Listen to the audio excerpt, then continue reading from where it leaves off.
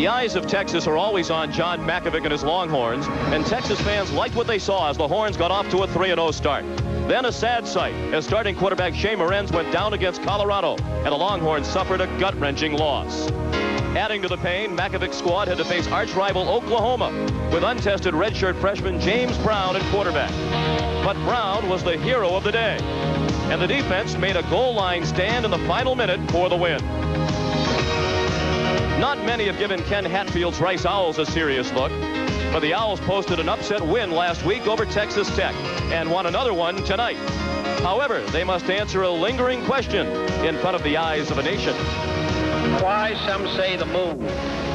Why choose this as our goal? And they may well ask, why climb the highest mountain? Why, 35 years ago, fly the Atlantic? Why does Rice play Texas? We choose to go to the moon.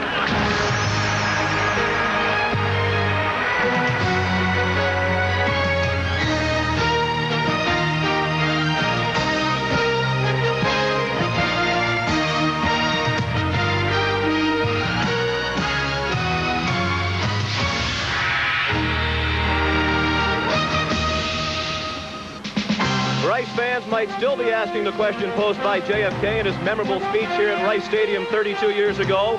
Why does Rice play Texas? These schools meet every year, and Texas has won the last 28 between the two. The last time Rice beat Texas, man had not yet walked on the moon. It's number 12 Texas against Rice from Houston on ESPN. Good evening, everyone, and welcome. I'm Sean McDonough, and it's great to have you with us. Texas comes in at 4-1, trying to make it 29 straight over Rice, and they do so against the backdrop of some adversity. On Friday, Coach John Mackovic suspended 7 of his players, including standout wide receiver Lavelle Pinckney. He was the only scheduled starter among the 7. I'm joined by Todd Blackledge. Todd, this is a Texas team that's used to overcoming adversity. Well, they really are, Sean. The thing that's impressed me about the Longhorns is their ability to play, particularly offense, without some of their key weapons. Wide receivers Michael Adams and Lavelle Pinckney have battled suspensions and injuries all season to this point, but they've hung in there. They've had new players rise up and perform. Never more evident than last week when Shea Morenz, their top quarterback, was out. James Brown came in and played great against the Sooners. Now, Morenz is about 85% healthy with a knee problem, but he's a great competitor. He demanded to be back on the field tonight. And he'll be in there tonight against the Rice Owls, coming off back-to-back winning seasons for the first time since the 60s. At 2-2 this year under first-year head coach Ken Hatfield, who has brought to Houston a new offense, the spread option. Ken Hatfield loves to run the football and eat up time on the clock, and they're doing a great job running the football right now in the Southwest Conference. They're the number 2 ranked team, 212 yards a game, and if there's an Achilles heel to this Texas football team, it's their run defense. They've had to play, because of injuries, as many as 10 different guys at linebackers, and they've had some problems stopping the real tough running teams that have attacked right at them. And braving the elements here at Rice Stadium, down on the field, our Dan Debenham. Dan? Hey, thanks, Sean. Weather will be a factor here tonight. Here's a weather update for you. We've had a little bit of everything. Wind, it is blowing hard from right to left. It has rained, it has sprinkled, it has misted. Right now, the sky is dry. However, the field is very, very wet. It is soaked. Now, if anybody has a slight advantage here, it might be Josh LaRocca, the junior quarterback for Rice. Why? Simply put, he and the rest of the Rice Owls have played 3 of their first 4 games in the rain. Sean. And Dan, Rice linebacker Larry Izzo says this is the biggest game of his life, and there isn't a Rice player who's played at a bigger game. The kickoff after this.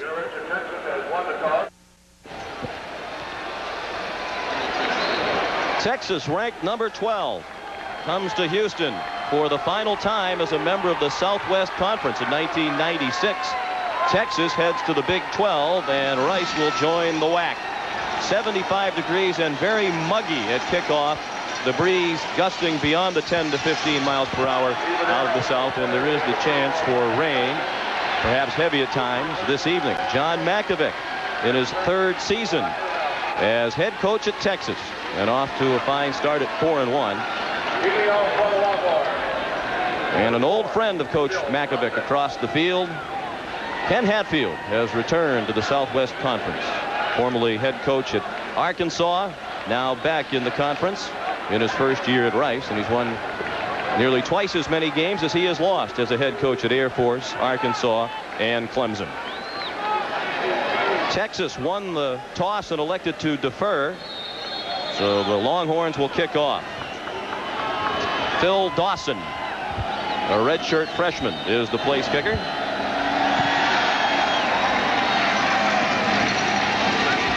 And with the wind, he sends it into the middle of the end zone, down there by Byron Costin. Now let's meet the Russell Athletic starting lineups. As we mentioned, it's a new offense for Rice, the spread option with the emphasis on the run. Spencer George is the Owls' leading rusher, coming off a career-high 143 yards against Texas Tech last week. Ed Howard is the big play receiver, only 8 catches this year, but 4 of them have gone for touchdowns. And up front, the best lineman is the left guard, Chris Cooley, who's moved from tackle to guard this season. David Lee, the offensive coordinator of the Owls, says he's one of the best guards in America. Josh LaRocca is the quarterback. And on the first play from scrimmage, he hands the ball to Jimmy Lee. Ahead to the 24-yard line. A gain of 4. For Texas on defense, Tony Brackens is the Horns' leading tackler. He was the Southwest Conference Defensive Newcomer of the Year last year. Texas has used 8 different starting linebackers due to injury this season. Kevin Watler is back for his 6th year of eligibility. And Bryant Westbrook leads a young secondary. He has 4 interceptions already this season. 2nd and 6. This time the handoff goes to Byron Costin. They list him as the left halfback. They have a left halfback Costin, the right halfback Lee, and the fullback Spencer George in this spread option attack. And 2 plays in a row, they went with the counter action right away. Normally when you run this kind of a wishbone type option, the first thing you want to establish is the fullback hitting the quick hitter off tackle. But this time in this ball game, the first 2 plays, they faked it to the fullback and come back with the counter action. Just try to keep the Texas defense guessing here early in the ball game. 3rd down, about 1.5 yards for the Rice first down.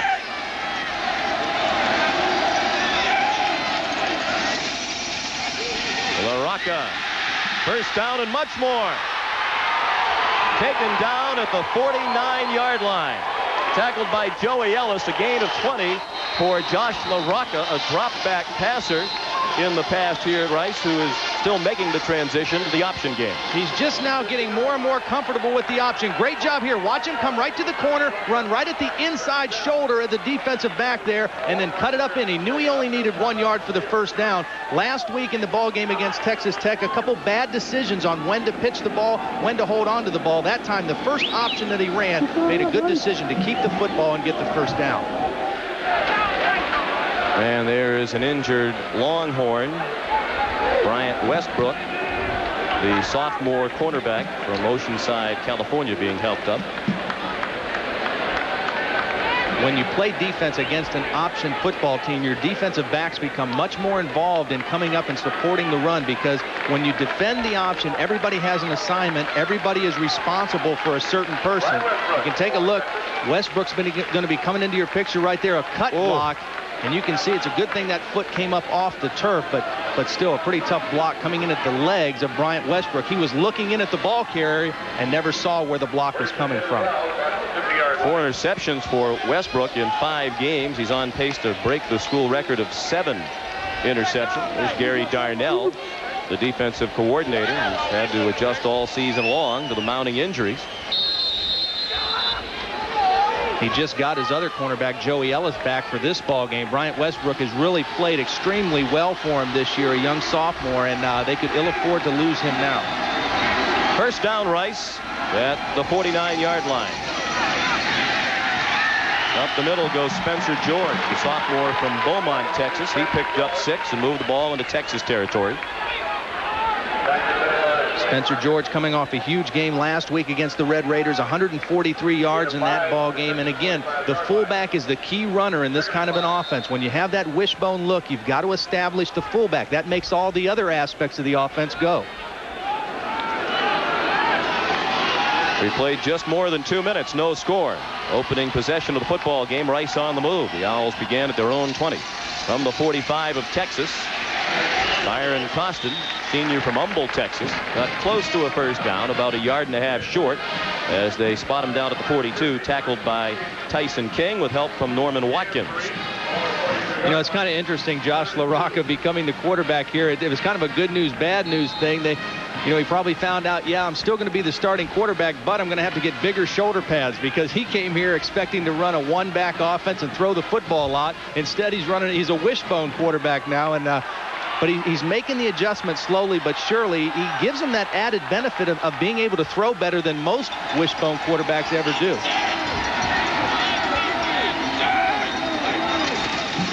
On 3rd and 2, the pitch to Costin, and he fights his way very close to the first down. Needed to reach the 40-yard line. He appears to have it. Tackled by Chris Carter, the free safety, number 16. Great tackle in the open field by Chris Carter. I mean, they're going to get the first down, Rice is, but a great tackle nonetheless. And again, a good decision on the option by LaRocca. Watch him attack the defender and at the last minute make the good pitch. A nice soft pitch up there to Costin. And then Carter does the right thing, tackling him high, getting up into his chest area and stopping his forward progress. But good strength at the end of the play by Costin. 6 plays. And they've moved the ball from their own 20 to the Texas 40. And they've consumed over 3.5 minutes. Gary Darnell, the Texas defensive coordinator, says he can't let Rice grind it out and hold the ball for 35 or 40 minutes tonight.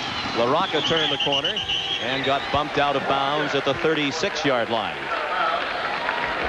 Trey Thomas, the strong safety, knocked him out. Our report from the Texas sideline is that Bryant Westbrook has a twisted knee, but it is expected that he'll return. That's good news for Gary Darnell.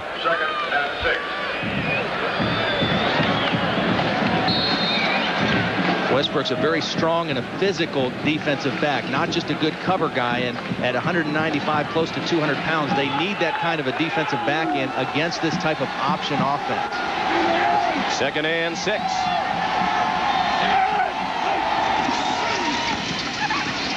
They keep it on the ground with Spencer George, tackled by Robert Reed, the outside linebacker, number 40. Norman Watkins also into the play. Spencer George was so frustrated last year in the one-back offense of Fred Goldschmidt, in which he didn't get to play very much.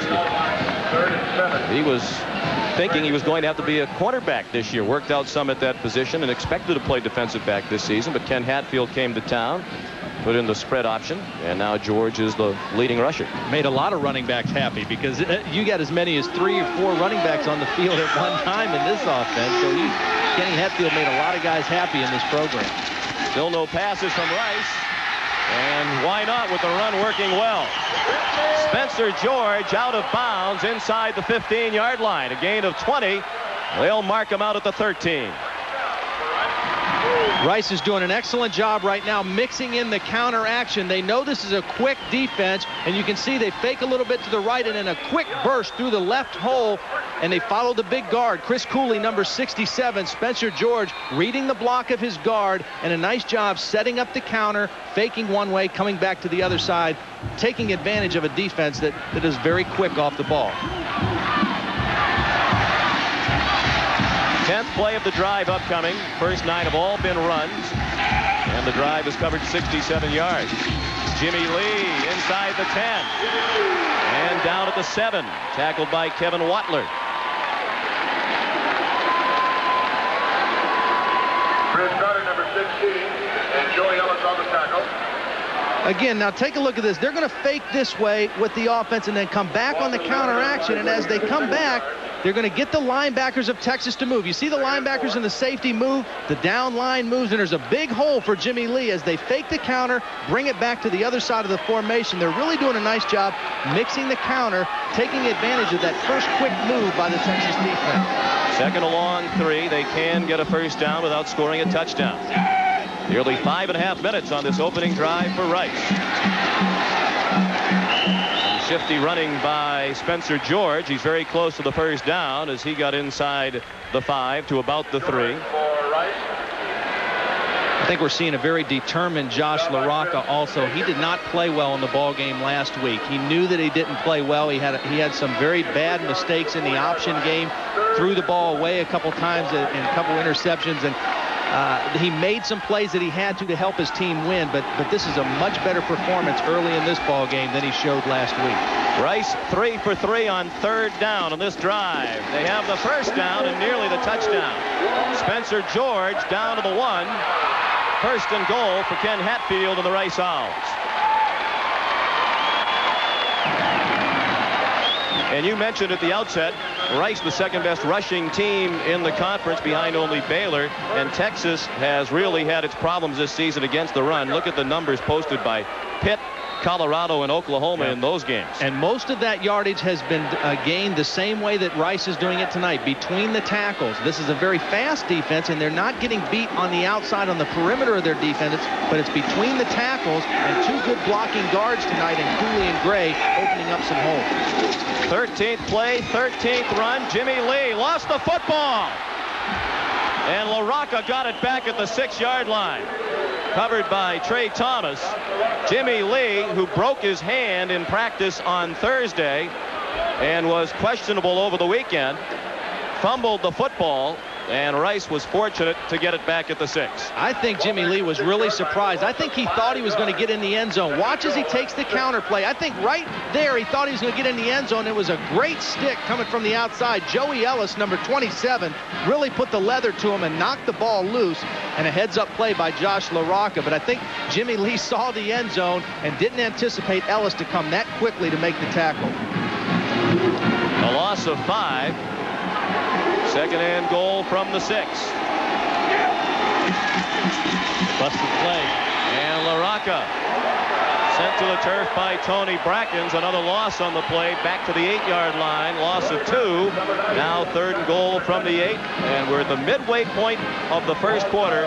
And Texas has not touched the ball. And the first breakdown in this offensive drive, you could see one of the backs went the wrong way, or maybe it was LaRocca that went the wrong way, but they never got the fake to the fullback, and Tony Brackens was right there to make the stop behind the line of scrimmage.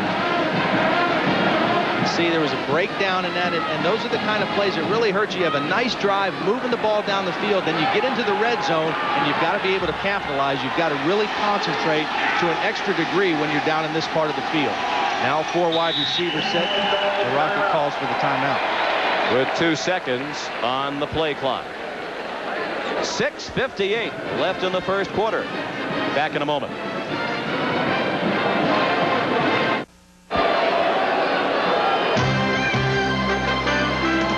ESPN's presentation of Sunday Night CFA is brought to you by Russell Athletic. For really tough athletic wear that can survive anything, get Russell Athletic.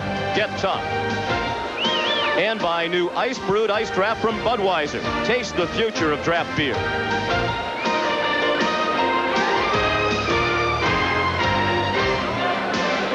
Crowd of about 45,000 expected here tonight in this mammoth stadium that seats 70,000. And the Rice fans have watched a very impressive opening drive by their team. 14 plays, all rushes. They've consumed 8 minutes and 2 seconds. They're looking now at 3rd and goal from the 8.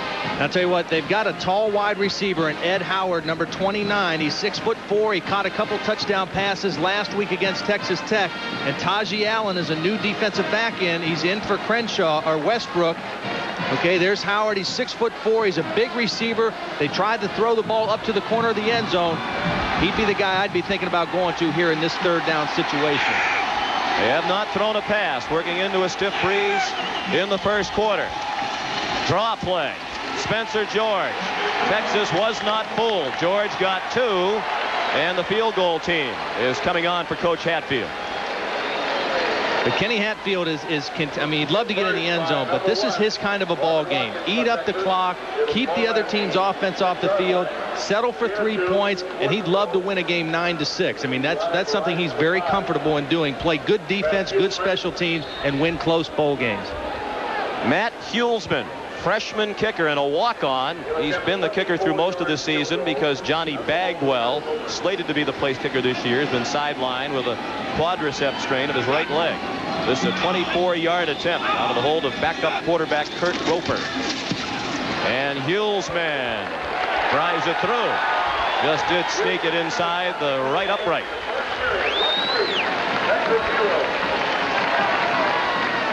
Nearly a 9-minute drive. 3-0 Rice.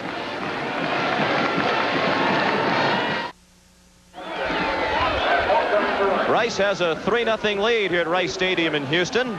The opening drive of the football game. 16 plays for the Owls. All of them running plays. The drive covered 74 yards. Took 8 minutes and 51 seconds. And it ended in a 24-yard field goal by the freshman Matt Hulsman. The other encouraging thing about that drive is they're going into a pretty stiff wind, and they didn't have to throw the football, and they were still able to put points on the board, eat up the clock, and now in the second quarter they'll get to work with that wind. So a very positive first drive for the Rice offense. Number 39 is Curtis Johnson. Chad Nelson handles the kickoffs for Rice. He is a backup quarterback, a true freshman, and in the past he's gone to angle kickoffs directed toward the sideline. Curtis Jackson is the deep man, and he's not all that deep. He's standing at the 12 with Nelson, hoping the ball will stay on the tee as he gets ready to kick into the big breeze. Might be even better to try to kick a low squib kick in this wind rather than get one up in the air too high. Nelson doesn't take much of a run at the ball. He tries to angle it toward the sideline. They direct their coverage. Going with the free football. At the 32, the Owls think they have it. Same thing as the game last week that set up their game-winning touchdown. They went with the pooch kick again, and they got the football again. At the bottom of the pile, Jay Lamey, the junior from Austin, Texas. 1 week ago, Ken Hatfield's team, as Todd mentioned, went to the pooch kickoff against Texas Tech, and Mike Jones recovered at the 15-yard line to set up the game-winning touchdown with 4.5 minutes left. This time it was Josh Sumner who couldn't come up with the knuckleball. And the reason that can be effective is it forces guys who are not accustomed to fielding kicks have to come up and try to make a catch. And you could see he was a little bit hesitant, not knowing Sumner whether to make the catch, whether to let it go. And then when he hesitated, he didn't handle it cleanly, and a big break for the Rice Owls. And they're right back on offense. And looking to throw for the first time tonight. LaRocca toward the end zone. Touchdown! Byron Costin.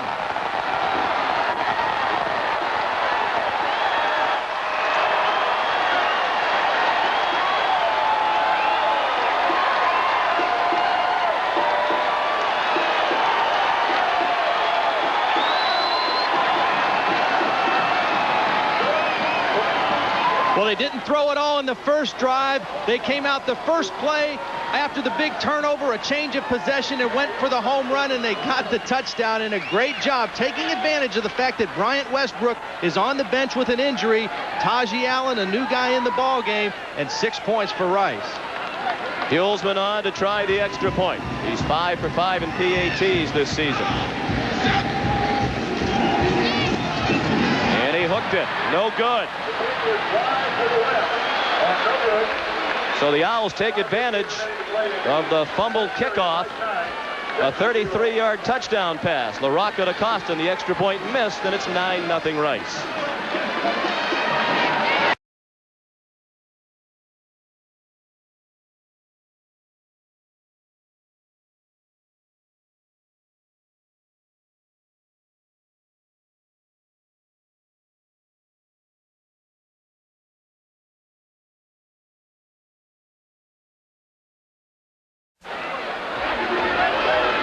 Byron Costin receives the touchdown pass. Texas down 9-0. The Longhorns still have not touched the ball on offense. Well, this was the play that set it up. They went with the pooch kick. It was poorly handled by Sumner. An alert Lamey recovers it for Rice, and it sets up the touchdown. Now watch this. They're going to roll LaRocca out this way. Then he's going to whip around, and the whole defense is going to come over in this direction, and it's going to leave Costin wide open on the sideline. Watch him fake to the left, roll back, and then throw it all the way back across to the other sideline. And by that time, Costin had beaten the strong safety on the play, Trey Thomas, for the touchdown. A great play call off the quick change. You know, and that's a real test to your defense. How do you play in sudden change situations? And that time, Texas didn't meet the challenge. First touchdown reception for Costin this season. He had 6 touchdown receptions a year ago.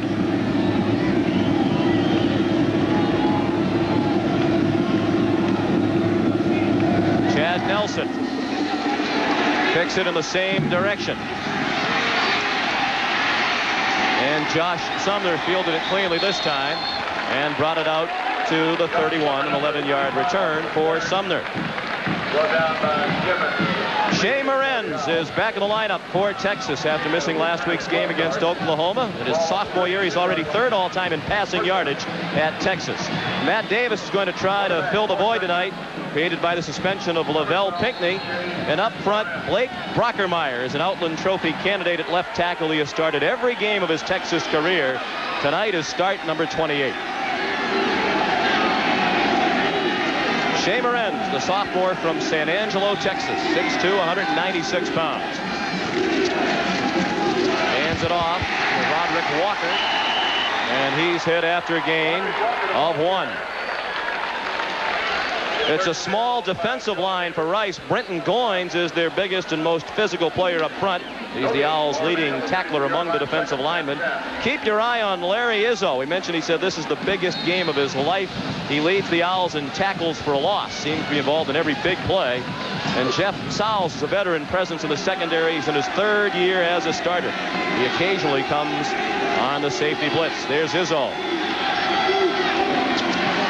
2nd and just less than 10. Morenz has a man, incomplete. Davis had to go in and out of his hands, but took a big hit as he tried to cross into Rice territory, and he dropped the football. Aaron Stanley put the pop on Davis. Well, this is exactly what you want your free safety to do. Aaron Stanley, number 3, right in the middle of your picture. Now he's going to drift out of the picture. Then he's going to read the throw of the quarterback, and right at the point of the catch, come in and dislodge the receiver from the ball. That's great play by your free safety. The corner is beat. He expects help from the inside from his safety, and he gets it with the big hit. Texas strong on 3rd down this season, but Rice very stingy. Their opponents convert only 21% of the time, and that percentage will improve. Juan Kemp got the call on the draw, and Larry Thompson, the nose guard, was waiting for him. This is a very quick defense. It's obvious that defensive coordinator Wally Ake has sacrificed size for speed on this defense, and the only hope they have against a team that physically is that much bigger than them, like Texas, is to just be quick off the ball, to stunt and to move, and to get behind the line of scrimmage, create penetration. They did it on that 3rd down play. Dwayne Bosick is the punter. Emerson Allen, number 2, waits for it at his own 30. Bosick punting with the wind. Given the breeze, not a particularly good kick. Did take a favorable bounce for Texas and rolls dead at the 36-yard line. A 34-yard punt and no return. And let's check in with Dan Debenham. Yeah, thanks. You know, Todd already talked about how Westbrook's replacement Reed was burned for that last Rice touchdown. Westbrook is no longer on the bench. He has been taken into the locker room for further observation. They expect him to be out for a while. He was walking very gingerly on that left knee. They don't know whether it is just twisted or whether something is torn. But as you can see, with Rice marching up and down the field, they would love to have Bryant Westbrook back in there at that left corner position. Another in the growing list of injuries to the Texas defense. 9-0 Rice. Owls with the football. Nearing 4 minutes left in the opening quarter. Jimmy Lee fumbled again. And this time the Longhorns came up with it. Robert Reed recovered the fumble. Well, you have to wonder now about the wisdom of giving the ball to Lee. We mentioned he broke his hand in practice, his right hand on Thursday. He's fumbled twice with protection on his right hand. Well, Thomas Baskin, he made a big play to stop the draw play on the 3rd down in the last series. He's going to get great penetration across the line, beat the inside block of Bobby Gray. There he is, Thomas Baskin, number 90, makes a good tackle, and with his left arm just kind of rips the football out. And that's one of the real problems with the wishbone option offense, is that you have a tendency to mishandle the football. You can't do that against a team like Texas. Rice has fumbled twice, but has recovered one of its fumbles. Priest Holmes, close to a 1st down at the 23-yard line. Tackled by Joe Davis. Holmes and Walker, strong tandem at running back for the Longhorns. Bobby Dixon was also in on the stop on Priest Holmes. And the officials will measure. Nice block on that play by the wide receiver, Eric Jackson, number 9, lined up wide to the bottom here and came in and made a nice crackback block, and that was really the key block that allowed Holmes to take it all the way to the corner and get very close to first down yardage.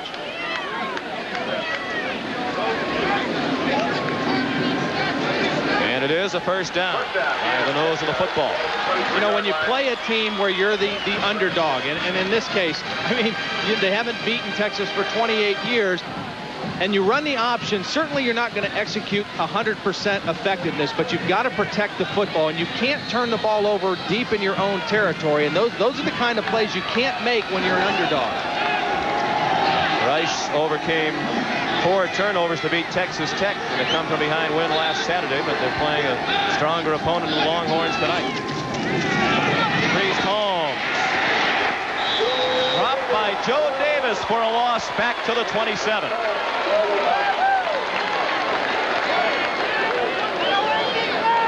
When you play linebacker, you want the guy to be able to read the play and then react. And Joe Davis does a great job reading the toss sweep and reacting from his outside linebacker position and slips behind the line of scrimmage. Normally, the linemen were waiting for him on the line of scrimmage. Davis read the play quickly and shot in behind the line of scrimmage to make the play. Good reaction time by Joe Davis. 44 tackles on the year for Davis. That leads the Owls. On second and long, Moran. Throwing to the near sideline, out of bounds. Looking for Eric Jackson. Strong coverage by Bobby Dixon.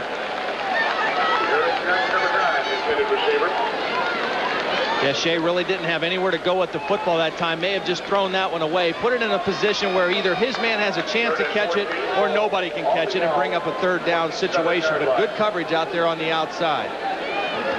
Todd is a quarterback playing with a knee injury, and Shea mentioned during the week that he doesn't know how he'll respond to hits because he didn't take any in practice. Is he likely to be aware of that knee for a while? I think he probably will be, particularly on a wet surface like this. You're going to be even more aware of it. Can you plant on that right foot? Can you get the kind of push you need? He throws to the far sideline, incomplete. Another drop by Matt Davis. Would have been a first down on the far sideline. We mentioned during the lineups that Davis has to help fill the void created by the suspension of Lavelle Pinckney, and he didn't come through that time.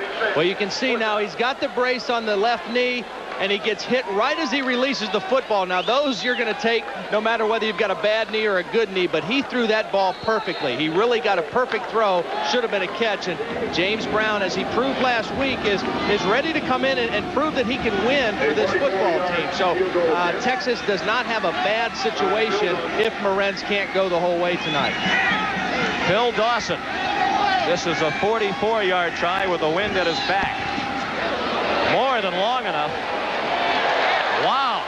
From 44, he kicked that 10 rows deep into the bleachers, back of the end zone. And Texas is on the board, capitalizing on the Rice fumble. It's 9-3. Well, Dawson is not currently the leading scorer in the Southwest Conference for nothing. He's got a great leg, and I'll tell you what, kicking is so much confidence. Now, he shows physically he's got the strong leg, but it takes the mental toughness for a kicker when you get on a roll to know that you can knock him in from all over the field, and John Makovic has great confidence in his place kicker right now.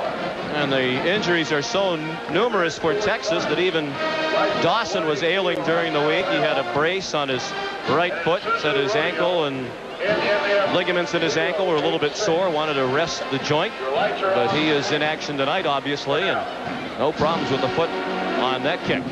He's a redshirt freshman from Dallas. Both parents attended Baylor. He grew up a big Baylor fan, but decided to go to Texas when he attended the Texas-Oklahoma game in 1992 at the Cotton Bowl. He's kind of having almost a storybook season so far in his first year. His first collegiate attempt was a 50-yarder against Pitt, and he made it, and he really hasn't slowed down since. Byron Costin waiting at the 3-yard line. Again with the wind, an unreturnable kickoff to the back of the end zone. It's Sunday. That means the Bowl Coalition poll for this weekend is out, and there's a new number 1. And Mr. Blackledge mans the pen and circles his alma mater, Penn State, after the win over Michigan and Ann Arbor yesterday. Now number 1, Nebraska number 2, Florida with a loss to Auburn down to number 5. I'll tell you what, you could pick any one of those 4 teams and make them #1. Texas stays at number 12. Syracuse number 16. Would you circle them for me? Duke, coached by former Rice coach Fred Goldsmith, at 6-0 in the top 20. And BYU at 21 after the win over Notre Dame in South Bend yesterday. Some people may not realize Rice, a team in a couple years going into the WAC conference, and the WAC conference well represented this year with 3 teams in the top 25, BYU, Colorado State, and Utah. So good football being played out there right now. Byron Costin, close to a first down. Spotted down at the 29, a gain of 9. Tackled by Chris Carter. Chris Carter, number 16. Down to 2:20 left in the opening quarter. 9-3. Rice leads Texas. I'll tell you what, the best offensive lineman is right there. Chris Cooley, the left guard. And you can see they're going to fake the counter. Fake to the right, come back to the left. Look at the block by Cooley in the center. Jeremy Thigpen, they just destroy the nose guard. Open up a nice big hole in there on the counter play.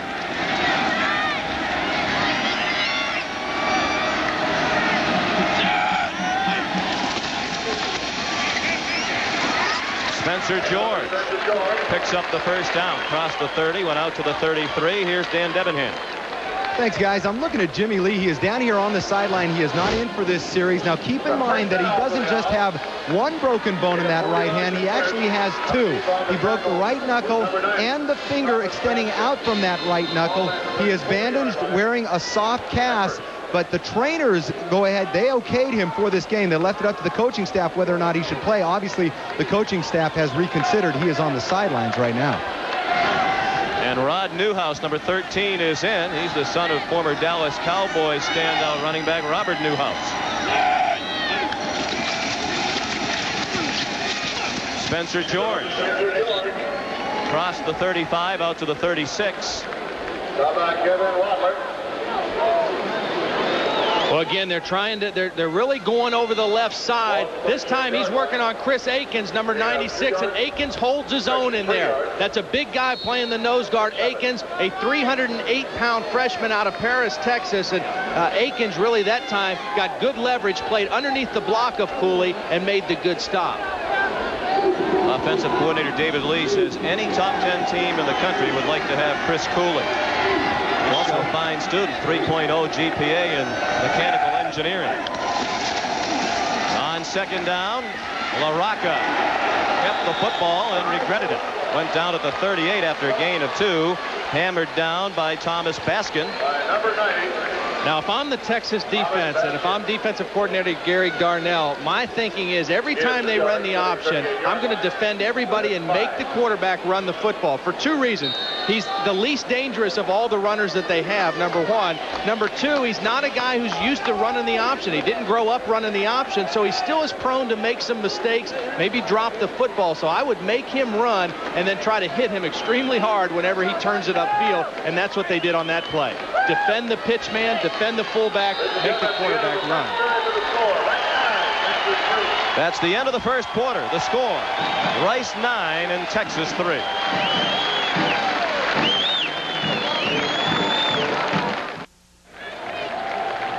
The first quarter was dominated by Rice. The Owls had the football for 12 of the 15 minutes. Total yards in quarter 1, 122 for Rice, 4 for Texas. Coming into this game, both of these teams, that was one of the key offensive statistics that they had was ball possession, time of possession, keeping the other team off the field. And Rice really dominated that aspect of the game in the first quarter. 3rd down and 6. Rice at its own 38. First play of the second quarter. They spread 4 receivers. LaRocca stayed on his feet. And is down this time. Chased down from behind by Norman Watkins. Loss of 2 on the sack. Second of the year for Watkins, the senior from Irving, Texas. Well, Brackens is right here. He's the best pass rusher. He's going to force LaRocca out of the pocket. He's going to get the good penetration, the good rush. Watch him right there. Forces LaRocca to leave. And then good pursuit on the backside by Norman Watkins. Gets the sack in the backfield. But great pass rush upfield by Tony Brackens. First punt of the night for Tucker Phillips. And with the wind, he booms it. Landed at the 10 and bounced into the end zone. A 64-yard punt, 44 on the net as they'll bring it out to the 20. That's the longest punt of his career for Tucker Phillips. Shea Morenz brings the Longhorn offense back onto the field. He is a two-sport star at Texas, also a standout on the baseball team. Plays right field. Coach Gustafson last year hit .330 for the UT baseball squad. Led the Horns in hits, runs batted in, and home runs. Shea Morenz knew this was going to be a tough football game, and the good thing for him and for this Texas team is that he's already played in a couple tough games. He knows this is not a situation of duress. 9-3, a lot of time left in the ball game, but they need to put a drive together here. Priest Holmes hit behind the line of scrimmage by Joe Davis. Holmes has been slowed the last 2 weeks by a hip pointer after rushing for 100 yards or more in each of the first 3 games of the season. He only carried a total of 9 times the last 2 games. Watch Davis, too quick for the tight end, number 84. Jimmy Hakes was trying to cut him off, trying to seal him away from the play, but just again, a very quick read by Joe Davis. He's made a couple plays tonight just because he's read the play very quickly and gotten past the point where he can be blocked. Second, just more than 10. Opening moments of the second quarter. And again, very little on the ground for Holmes. That time collared to the ground by Aaron Stanley, the sophomore safety from Friendswood, Texas.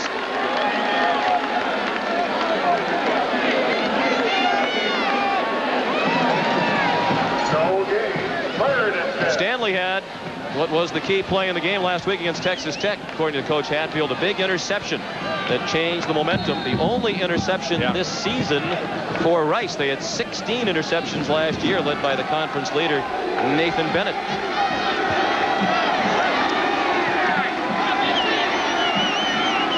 Texas looking at 3rd and 10.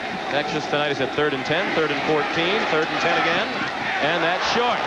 The pass complete over the middle. There's Larry Izzo, who put the big hit on Curtis Jackson.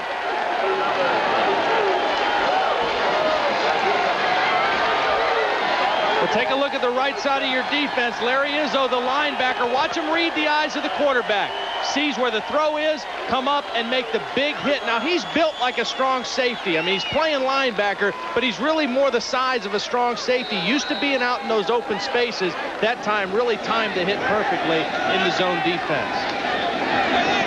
Emerson Allen waits for the punt from Dwayne Bosick, the junior punter from Irving, Texas. In the wind, wobbly kick. Takes a bounce for Texas and goes out at the Rice 40-yard line. A 35-yard punt with no return. There's Izzo. And in the biggest game of his life, according to Larry, his team has a 6-point lead.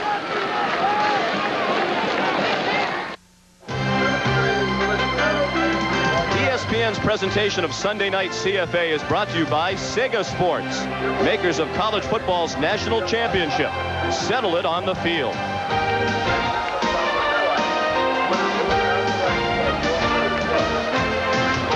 And Rice is trying to settle the score with Texas. They haven't defeated Texas since 1965. That was the average time of possession for the Longhorns. Nearly a 7-minute advantage per game over their opponents, 6 minutes and change. But tonight, it's been all Rice, 12:47 to 5:21 in the time of possession, and the yardage, 120 total for Rice, 9 yards now for Texas. A couple 3 and outs for Texas, very unusual, but they've been on the bench for a long period of time. LaRocca, play action fake, and he threw it into the hands of Kevin Watler, who couldn't squeeze it. Watler did everything he possibly could do right on that coverage except catch the ball. He's an inside linebacker playing in the zone defense. He knows to read the pattern. As soon as he sees drop back, he's going to come right underneath this route. You don't see him yet, but there he is, 47, just kind of flashes in the screen, going to help the underneath coverage on the in route, and he does everything except catch the ball. Perfect position for the linebacker. Watler, 23 years old, 6th-year senior. Due to medical problems, granted that rare extra year by the NCAA, LaRocca keeps on the option and shows strong legs as he drives out to the 48. A gain of 8 for Josh LaRocca before Robert Reed made the tackle. In the long run, though, still, I think the best decision for the Texas defense, make him beat you running the football. Not that he's a bad running quarterback, because he's pretty adequate at doing it, but you're better off making him run the ball rather than let the quick guy get the ball in the pitch out on the perimeter and turn the corner on your defense. Third down, just more than a yard to go for the Rice first down.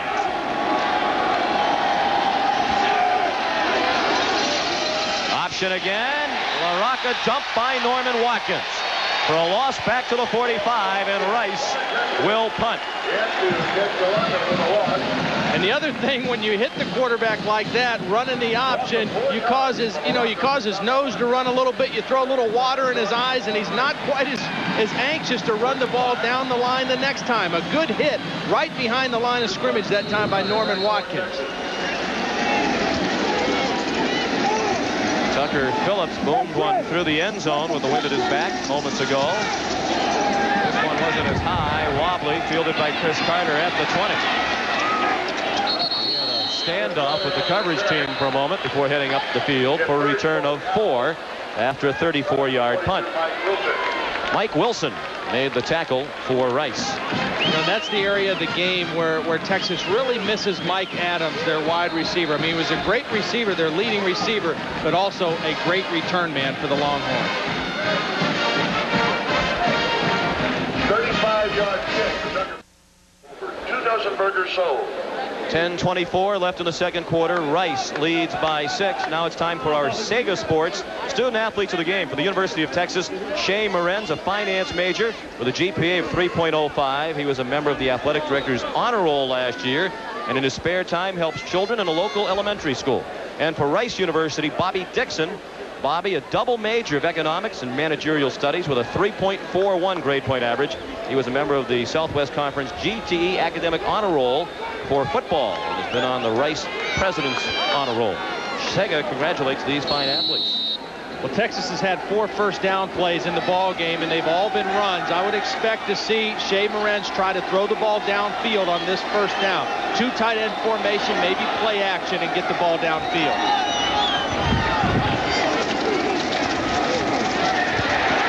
Walker gets nothing. Brenton Goins, the junior from Katy, Texas, here in the Houston area, made the stop at the line of scrimmage. And another problem for Texas. Word from John Makovic's sideline that Juan Kemp, the fullback, an excellent blocker, is out of the rest of this game with a bruised shoulder. Suffered on the big hit moments ago that Larry Izzo put on Kemp when he caught a pass over the middle. I think Texas is going to have to change a little bit of their thinking and maybe try to attack them with the passing game a little bit more. Rice is really selling out to stop the run. They're attacking the line of scrimmage too much. Morenz looks deep. Incomplete.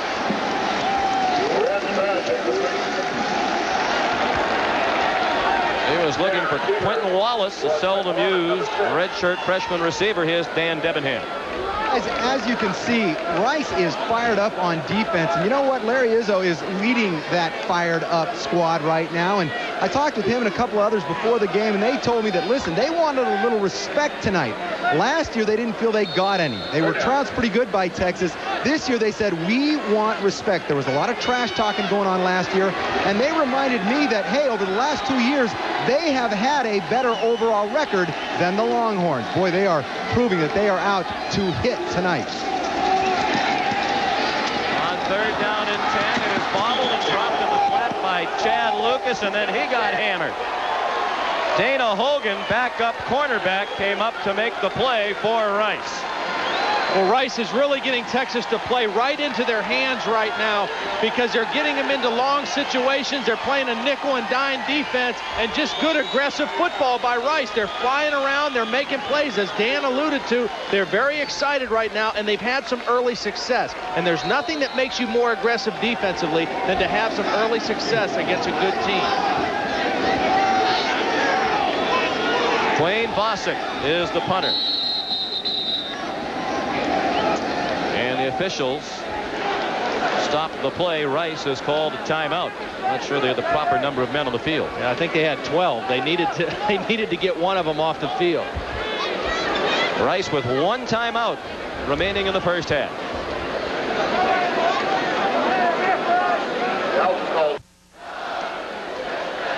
Nine and a half minutes left till halftime. Rice has a 6-point lead. We hope you'll tune into ESPN Thursday night, 7:30 Eastern Time. Join Chris Fowler, Lee Corso, and Craig James for the weekend kickoff show presented by Russell Athletic.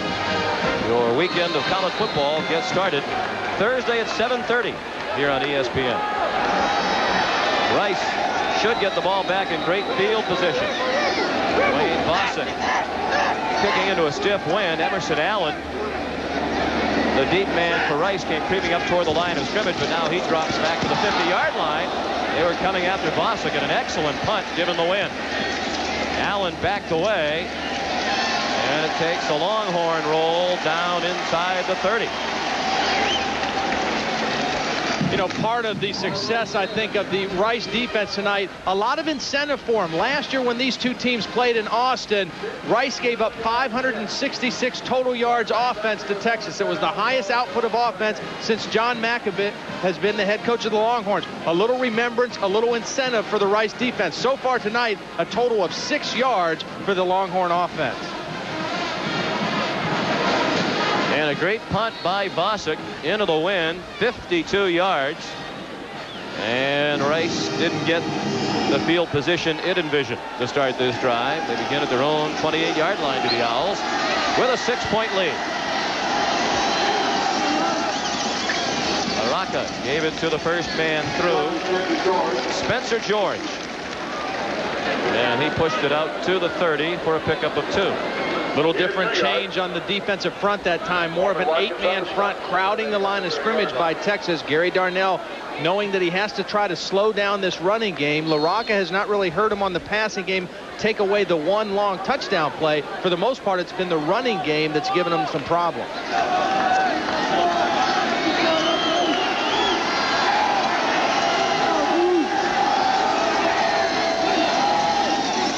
On second down, Costin, tackled by Thomas Baskin.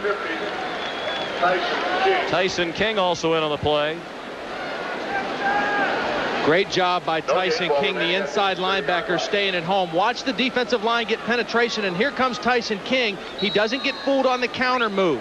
He stays at home. He reads his man. That's the back on that side, and makes the good play for the stop. Rice was very impressive on the opening possession. 16 plays to start the game that resulted in the field goal.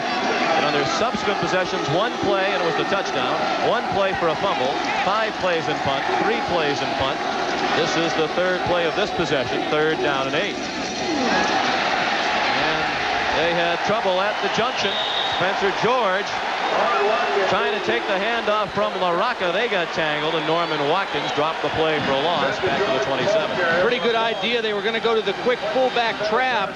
Texas in a pass defense situation, and it's either going at the 0 hole or the 1 hole. LaRocca thought it was going to go at the 1 hole to his left, and the back Costin thought it was going to the 0 hole to the right. Consequently, they ran into each other in the backfield. Chris Carter waits for the punt from Tucker Phillips. 7:13 left in the second quarter. 9-3 Rice. Low wobbly kick fielded on the bounce by Carter at the 24.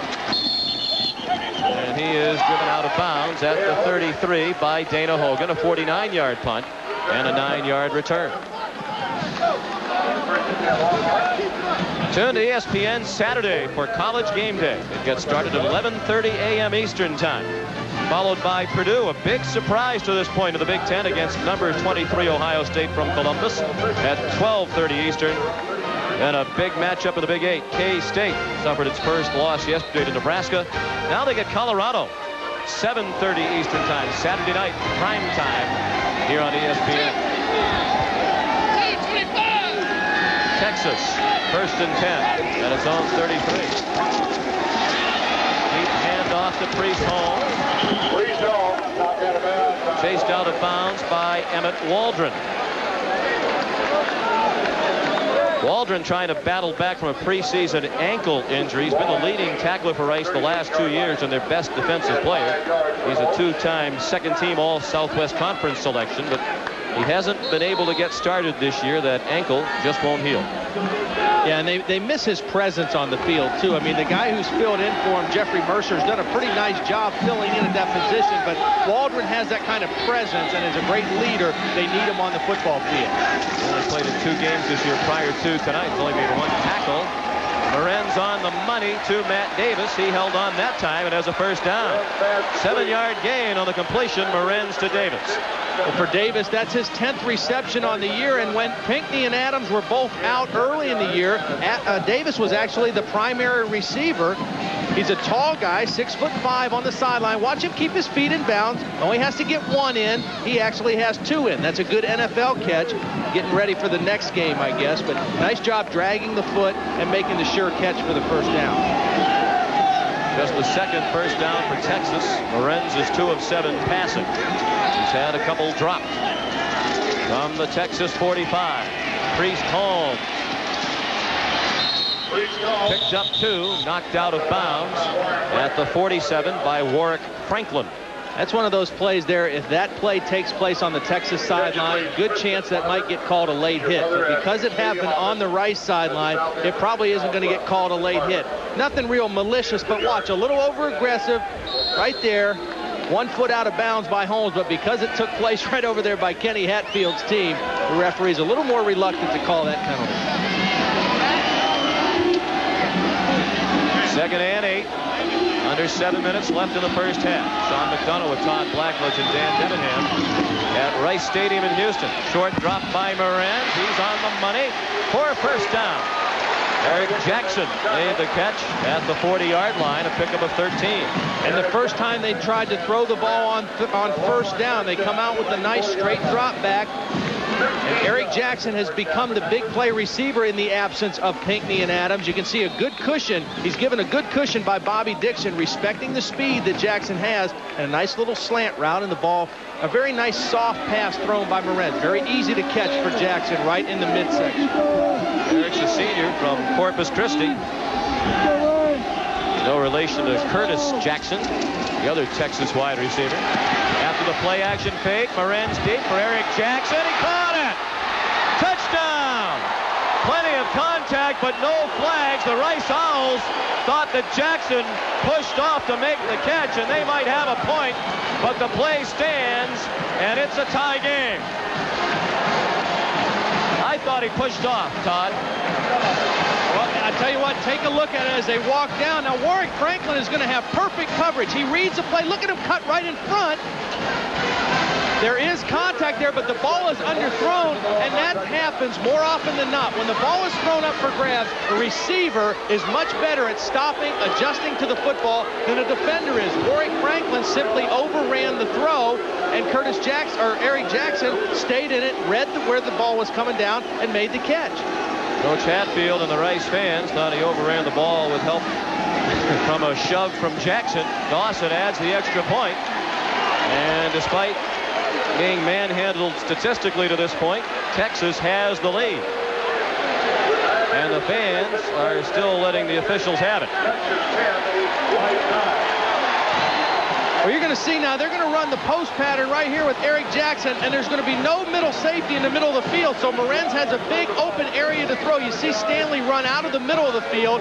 Morenz just kind of throws it to the middle, and then watch Jackson adjust to the football. A little bit of contact. I don't think it's pass interference, though. I think it's a situation where he makes a better play on the football than the cornerback Franklin does.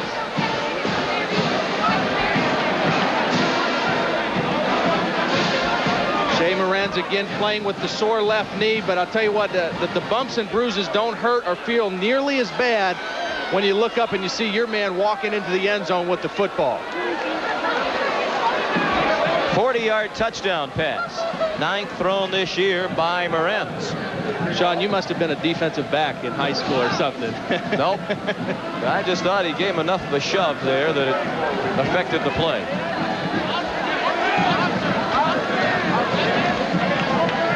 Byron Costin, with the kick coming into the wind, is at the 10-yard line. He's the deep man for Rice.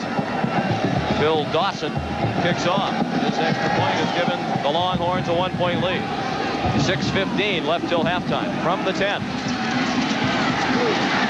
Costin. Still on his feet. Tough run all the way out to the 41. A 30-yard return officially for Byron Costin. When your defense gives out a touchdown, the best way to get the momentum back is to get a good return on the special teams. And watch, Costin really doesn't do anything spectacular here, except nobody in Texas wants to make a good tackle. There's 2 broken tackles, 3 broken tackles, nobody wrapping up their arms, and Costin does the smart thing, just keeps running upfield until somebody knocks him down on the ground. Just 5 plays to score for Texas. The big play, the 40-yard touchdown pass to Eric Jackson. His 3rd TD reception of the year. LaRocca looking to throw with the wind behind him. Throws to the far sideline, incomplete. Intended for Ed Howard.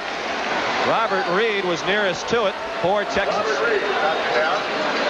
I think what's happening in this ball game defensively for Texas right now, Sean, is they're starting to adjust to what this offense is all about. I think early in the first quarter they were kind of feeling each other out a little bit. They weren't comfortable.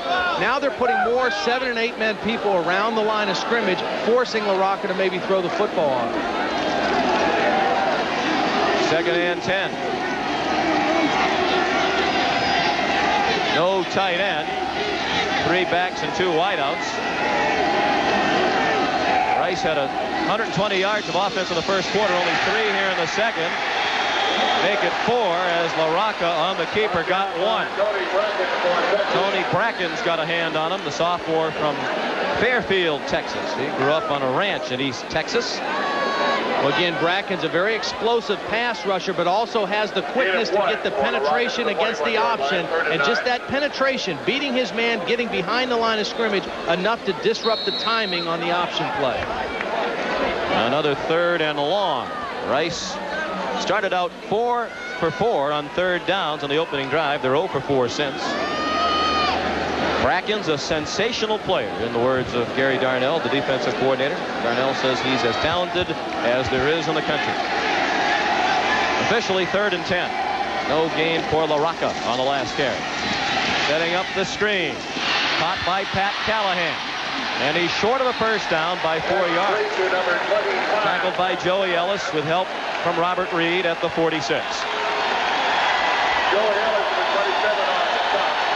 And there are plenty of Longhorn fans here tonight in Houston, and they're making noise. I really think we're seeing the defense of Texas start to settle down. They're starting to play more aggressively. They were a little bit tentative in that first quarter, and Rice was able to come after him in the running game. Now they're being more aggressive, getting better penetration, attacking the line of scrimmage much better. Tucker Phillips, the punter.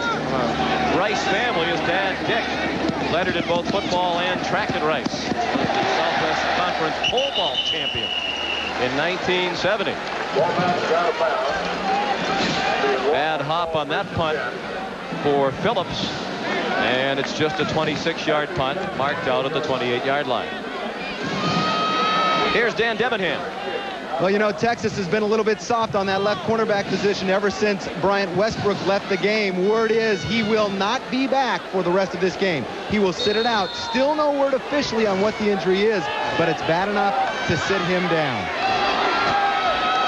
Just another injury. John Makovic says he particularly appreciates what his team has accomplished this year, given all the adversity, injuries, and suspensions off the field, including 7 players out of this game for various violations that were not related. Curtis Jackson dropped the pass from Arenz on first down.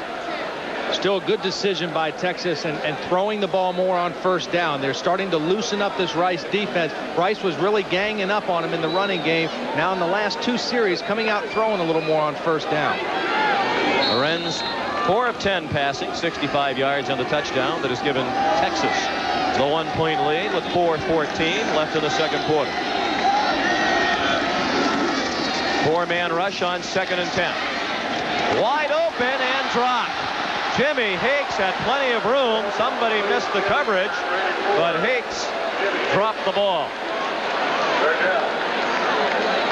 I think he was so wide open, he was surprised. Normally when a tight end's catching the ball, he's used to being in a situation where there's a lot of bodies, there's a lot of people banging on him. He just runs a little out route and a mistake in the coverage. Nobody stays at home on the outside, and Jimmy Hakes probably hasn't been that open in his career. Shot at the end by Ndikwe Kalu on the quarterback, but nothing too serious from Moran. Longhorns have not converted on third down. In large parts of the distance, they have to cover, and that's a batted ball, incomplete. Intended for Pat Fitzgerald, another of the Texas tight ends. Lorenz hobbling a bit, favoring that left knee as he got up. And the Rice defense holds with 4 minutes left in the second quarter. We'll take a look at Izzo again, playing the zone defense, reading the route of the tight end, and this ball's thrown behind Fitzgerald. Fitzgerald actually had Izzo beat, but the ball was thrown back behind him, couldn't get his body around to make the catch. Dwayne Vossick made the transition from defensive end to punter last year and was a consensus first-team All-Southwest Conference choice as punter. Emerson Allen got it on the hop at the 36 and goes down right there. Coming up on the GMAC halftime report with Mike Tirico, all the action from week 7 in the NFL and the new college bowl poll. The coalition poll is out. If you missed it, Mike will have it for you. We'll hear from Colorado State coach Sonny Lubick. What a great job he's doing with his undefeated team. Plus hidden video on the GMAC halftime report with Mike Tirico. That's in 3 minutes and 49 seconds. Texas with a 1-point lead. After Rice jumped ahead 9-0. Rice hasn't managed much on offense since the very impressive opening drive that ended in a field goal. Pat Callahan, back up fullback, got the carry on first down, got a couple out near the 39.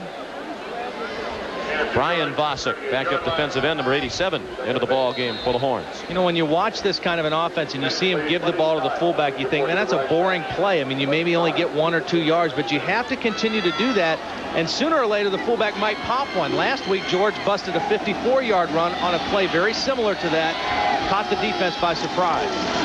Again, they give it to Callahan. He's out to the 43-yard line. They'll need 3.5 yards on third down to move the chains. Callahan's a junior from El Paso. He only carried the ball 3 times all year prior to tonight. Ball 43-yard line, third and 3.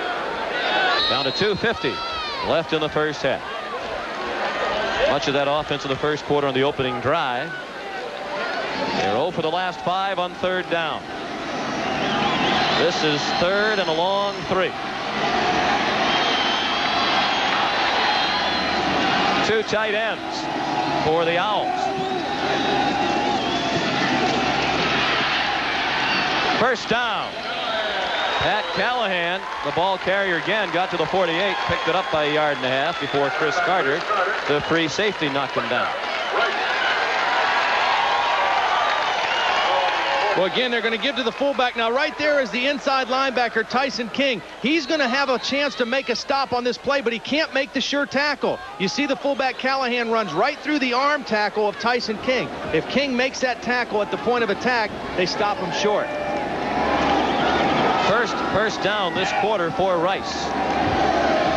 With 2:05 remaining in the half. The clock running. Rice has only 1 timeout left. Baraka scrambles, steps up and throws deep, looking for Howard. Contact, flag thrown. He collided with Tajay Allen at about the 5-yard line, and the officials threw the flag.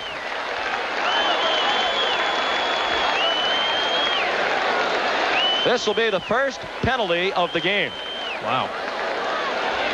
Not one that guy, John Makovic, is happy to see either. Although the biggest difference with pass interference in college football and pro football, it's not at the point of the foul in college football. Pass interference, defense. Take a look again. LaRocca's going to scramble around. It's just simple zone coverage. Howard just going on the deep takeoff, but now he finds the ball, and Tajay Allen, as he looks back for the ball, incidental contact as he was trying to find the football, but those kind of situations, again, always seem to favor the offensive guy because he's used to turning around and finding the football, and the defensive man is so concerned with running with the receiver and trying to find him, has trouble finding the football. There's Ed Howard. Now on the sideline as they go back to 2 tight ends. First time for Rice in Texas territory since the touchdown pass to Costa. Minute 56 left in the half. LaRocca close to another first down inside the 30. Marked down to the 28. Very close to a first down. I want you to take a look at how Josh LaRocca is protecting the football. Now, he had some problems last week fumbling the ball in the option, but watch once he makes the decision right there to run, he tucks it into his body, and then when the people come from the inside, he puts his other arm over it like a fullback, really conscious of protecting the football.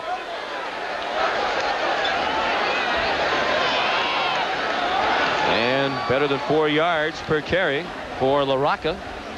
Ken Hatfield says he has one of the strongest arms he's ever been around. They're going to measure, and the Owls are about a half yard short.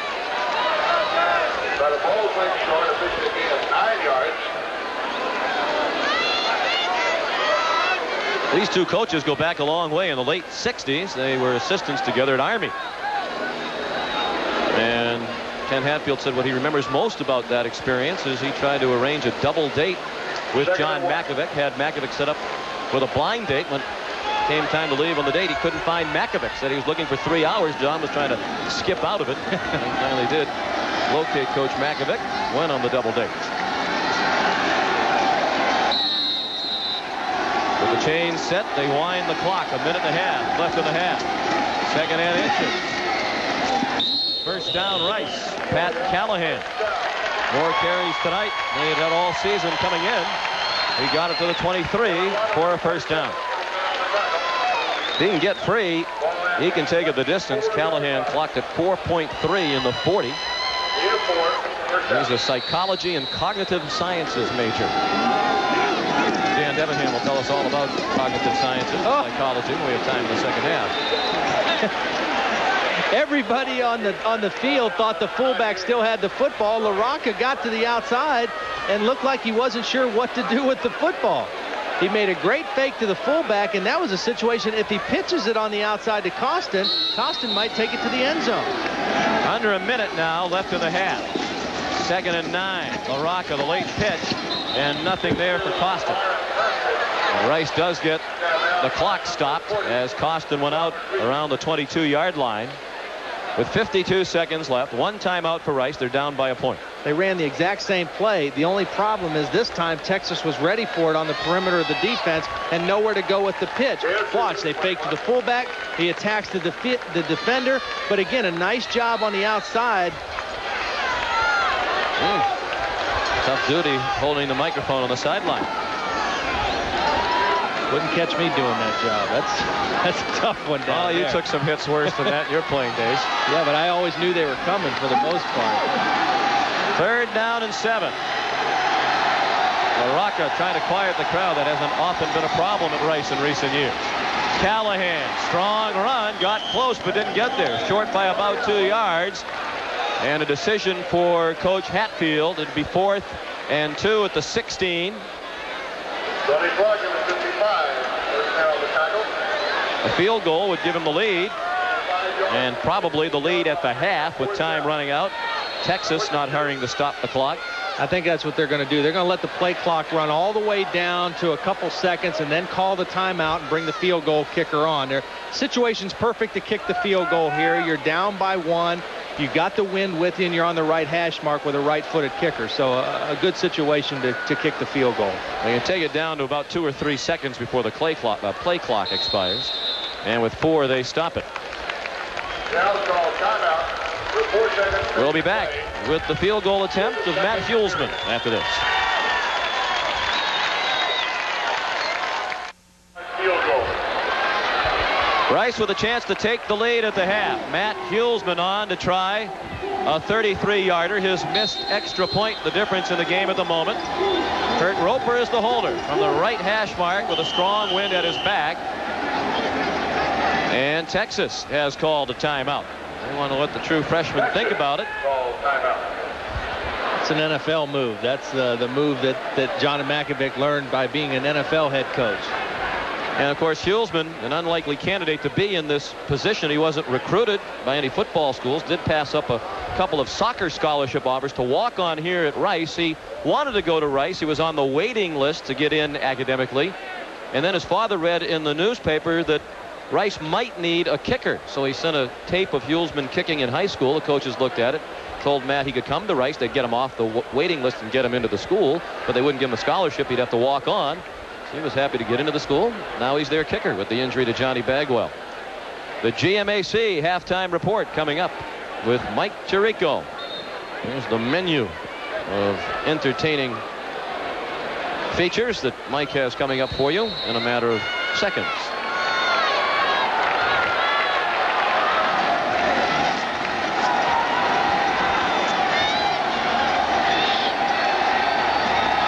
Hulsman for the lead at the break.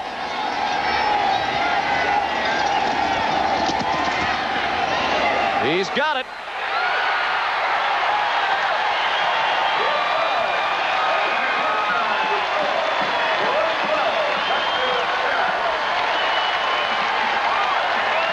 And momentum for the Owls. Hulsman off the waiting list into the spotlight and has Rice in the lead by 2 at halftime. 12-10 in favor of the Owls. Now the GMAC halftime report with Mike Tirico.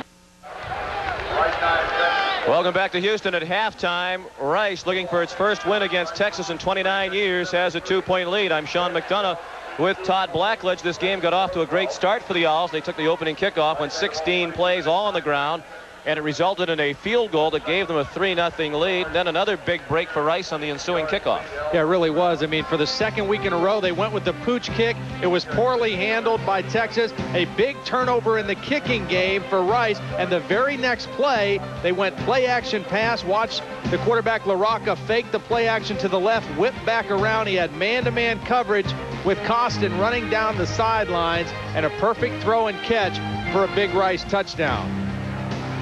Then Texas came back, got their touchdown. A little bit of contact at the end of this play, but wide receiver Eric Jackson finds the football, makes the catch, and takes it into the end zone for Texas. And then right before the half, a big field goal for Rice to give them the 2-point lead as they went into the locker room. And I'll tell you what, it's been an inspired half of football for the Rice Owls. And as you look at those numbers, the numbers that really stand out, third down conversions 0 for 5 for Texas. That's directly related to the reason why they weren't able to possess the football in the first half. And Bevo is not happy with what has transpired in the first 30 minutes. Shea Morenz didn't have big numbers passing. His numbers would have been better had the receivers done a better job of holding on to the football. He had several balls dropped. You know, Sean, I mentioned the third down conversions, and coming into the game, that was one of the strengths of the Rice defense, holding opponents to just around 20% conversion rate on third down. And part of the reason they could do that in the first half, hold Texas to 0 conversions, the average yardage that Texas needed to convert, 11.4 yards. They never had any third and short situations. Very short kickoff with the wind at his back for Nelson. And return to the 39-yard line by Brian Howard. Let's check in with Dan Debenham. Thanks, John. I had an opportunity to talk to both coaches as they came out of the tunnel at halftime. John Makovic said that he expected his squad to do a better job of controlling the kicking game, obviously, due to that lost pooch kick. Of course, that led to a Rice touchdown. Also, he expected his offensive line to control the line of scrimmage better. He was deeply disappointed. He promised me that here in the second half they would. As far as Ken Hatfield goes, he said that their team could not let up. They had to play smash-mouth football and go right at him. So he looks for his Rice Owls to remain physical. Play-action pass from Morenz. The first play from scrimmage of the second half, incomplete. Broken up on a nice play by Bobby Dixon, the junior from Plano, Texas. in the Dallas area. Bobby Dixon's made a couple nice breaks on the ball tonight. Watch him read the quarterback's eyes. Now, zone defense, the wide receiver running against the comeback route. And you can see Dixon doesn't feel that Davis can beat him deep. That's why he maintained kind of a small cushion there. And then when he saw the ball in the air, made the great break to the sideline and cut in front of Davis. But Davis is not a wide receiver that's going to threaten him deep, so he can afford to squat on the coverage a little more. Last time Rice led Texas at the half, 89. Texas won the game. Roderick Walker carried to the 43. A gain of about 6 before he was tackled by Jeff Sowles. His father, Richard, played 8 seasons in the NFL for the Jets and Oilers. I really look to see Texas try to run the ball behind Blake Brockermeyer a little more, the left tackle. That time they ran the counter trap and pulled him from the left side of the formation to lead the play across the way. 3rd down and 6. Kenneth Walker with a gain of 4 on 2nd down. To the near side, caught by Davis for a 1st down in the Rice territory at the 47. A gain of 10 on the completion to Davis, the sophomore from Fort Worth. He's out of Brewer High School, where his father Ben was his high school coach. Well, this was the same thing. The only thing Morenz did a little better on this one was he anticipated the break a little sooner. That's the reason the ball was in the air a little quicker. Now Warwick Franklin still made a good break on the ball, but the ball was there quicker because Morenz anticipated the break a little bit faster than the play before. The only current longer win streak of one opponent against another head-to-head. Notre Dame's 30 straight wins over Navy. Back to the ground with Walker. Knocked down at the 42. Gain of 6 on 1st down for Walker. Dukwe Kalu a little bit slow to get up. They ran the counter trap and they pulled the backside guard and tackle. Number 70, Joe Phillips, the tackle, pulled and was looking for a man to block, and the guy that he ran right by ended up making the tackle. When you get the big guy out there on the leading that play, you want him to just put his body on somebody. That time he ran right by Kalu, and Kalu ends up making the tackle. We played a minute and a half in the 3rd quarter. Rice leads by 2. First possession of the 3rd quarter. Texas is on the move. Priest Holmes tackled by Derek Rutherford, but Holmes is very close to a 1st down at the 37. And the 3rd quarter this year has been the big quarter for the Longhorns. They've outscored their opponents by a margin of 51 to 16 in the 3rd. They're going to measure. While we have a moment, John Makovic asked us to say hello to his mother, Mrs. Elizabeth North, watching in John's hometown of Barberton, Ohio. John's mom recently out of the hospital, and we're happy to hear that she's feeling better. We wish her well tonight. Part of that reason that they were able to play so well and have played well in the 3rd quarter is the fact that John Makovic is a very good tactician. He's a guy who can go in at the 3rd quarter or at halftime, sit down with his offense and defensive coordinator, say, okay, what were they doing to us? What changes can we make? Therefore, they come out of the locker room with some nice adjustments to what they're seeing on the field. And a good mix of run and pass on the opening drive. Back to the air and incomplete. To the near side, intended for Chad Lucas, the converted quarterback. Taking on kind of the Jim Jensen role for Texas. Utility man, line up at tight end, line up in the backfield. And it has started to rain here again. Very humid. The Houston area has been feeling the remnants of Hurricane Rosa that moved through the Pacific. And we have a strong breeze tonight, high humidity, and off and on rain. It poured for most of the day here yesterday. No backs this time on 2nd and 10. Morenz near side, caught.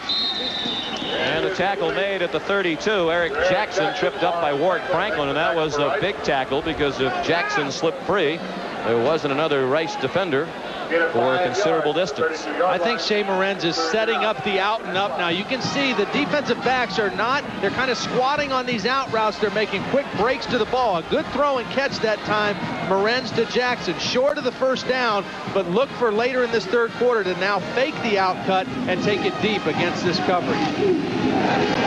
And they're not converting a third down in the first half. They've converted one already on the opening drive of the second half. And it's 3rd and 5 for Morenz.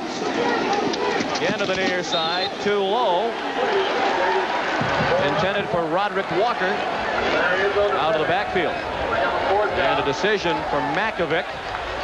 Field goal in this breeze and now in this rain is not possible. And it looks like they'll go for it on 4th down and 5. And it is pouring. It's getting increasingly worse. It's probably the only decision that John Makovic can make right now. And really, he had the first down there. It was a bad throw by Shea Morenz. Walker had the distance and was open for the first down catch. 4th and 5. Morenz didn't have an open receiver and is taken down from behind. Fumbled the football, but he was down, and he's down short of the first down in the arms of Ndukwe Kalu.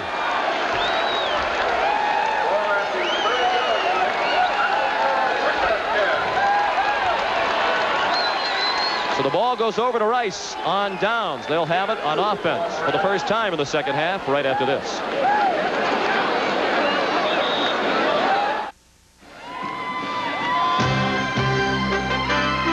ESPN's presentation of Sunday Night CFA is brought to you by Dodge. The more things change, the more things look like the new Dodge.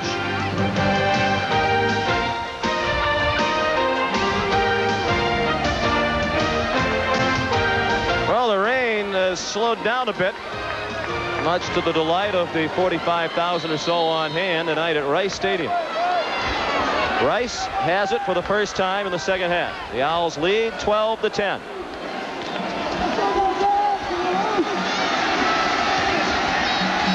Last Rice win in this rivalry, 1965, when they won by a score of 20-17 in Austin.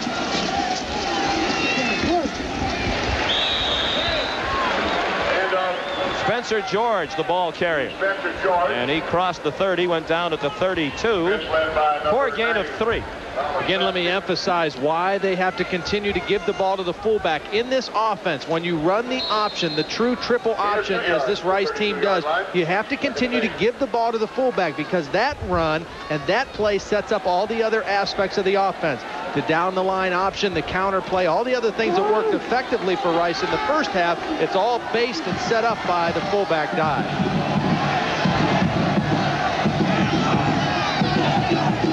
2 seconds on the play clock, and LaRocca got it off with 1. He carries to the near side and is out across the 37-yard line, about 2 yards short of a first down.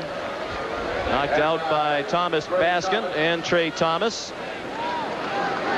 It's a designed run, too. I mean, they fake the bootleg like it's a pass or run option, but the 2 receivers that released on the pattern, they're running downfield looking for somebody to block. They're not really looking to get open to catch a ball. That's a designed run for the quarterback to bring up a nice and manageable 3rd down and short situation.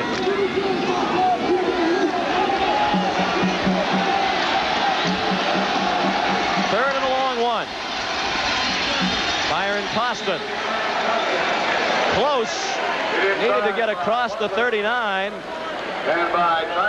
And the official on the near side of the field spots the ball very close to the 39. It will require a measurement in all likelihood. They'll bring out the chains. Mentioned 28 straight losses for Rice against Texas.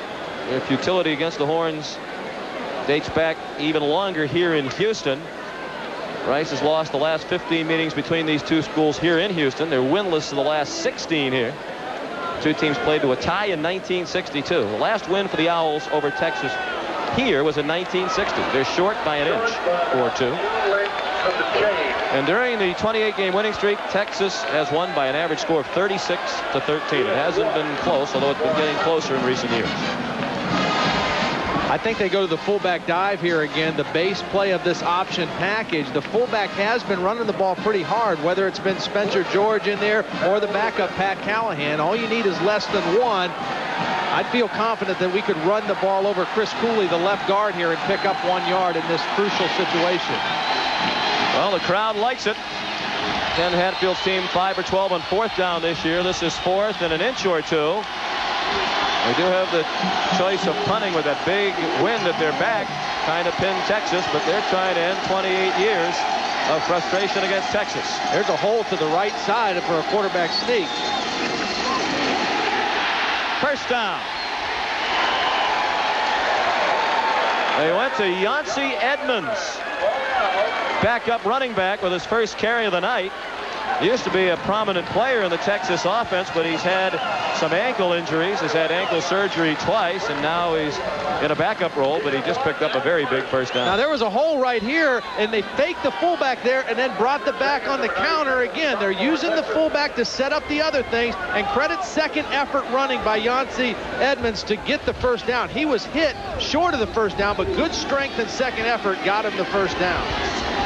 Last year, Edmonds a consensus all-conference pick. The ankle injuries have set him back. And set back was Byron Costin. Hammered by Tony Brackens. Thomas Baskin. Tyson King also in on the play. Well, Brackens and Baskins are really beginning to come into their own. You can see his athleticism. Do you see him just keep his feet and his legs free, uses his hands to just shove off the blocking backs and move down the line of scrimmage and make plays on the line of scrimmage. He's a great athlete coming off a season-high 12 tackles last week against Oklahoma. A guy as a sophomore that just keeps getting better and better for John McAvoy. Ticking down to 9.5 minutes left in the third quarter. Rice has a 2-point lead. LaRocca has time, and it was nearly intercepted. Joey Ellis moved up from the corner to step in front of Yancey Edmonds, and he was eyeing a go-ahead touchdown if he picked that off. Josh LaRocca really held on to that ball too long. This ball was in the air a long time. Watch Ellis. He never even gives any ground. He's playing his own defense, reading the quarterback all the way.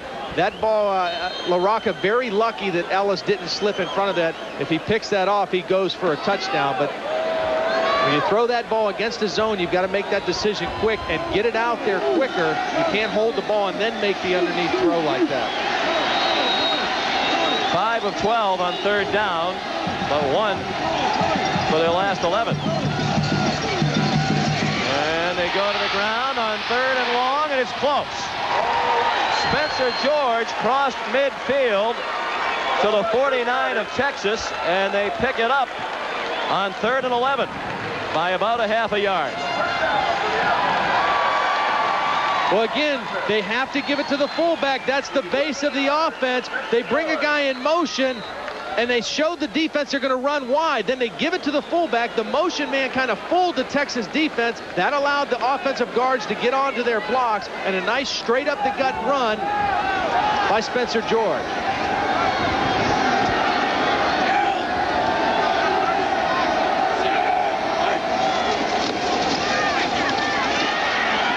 Again, skipped across the 45, knocked down by Norman Watkins. George up to 62 yards rushing. He has great strength. That's his biggest attribute as a runner, according to offensive coordinator David Lee. That name sounds familiar, Coach Lee. Formerly the head coach at Texas El Paso. Now the offensive coordinator for Ken Hatfield. Really, the strength of this team is the fullback, the 2 guards, and the center, and that's where they're making most of their noise running the football against this Texas defense. 2nd and 5. George bounced off a hit, picked up another first down at the 38. Robert Reed credited with the stop.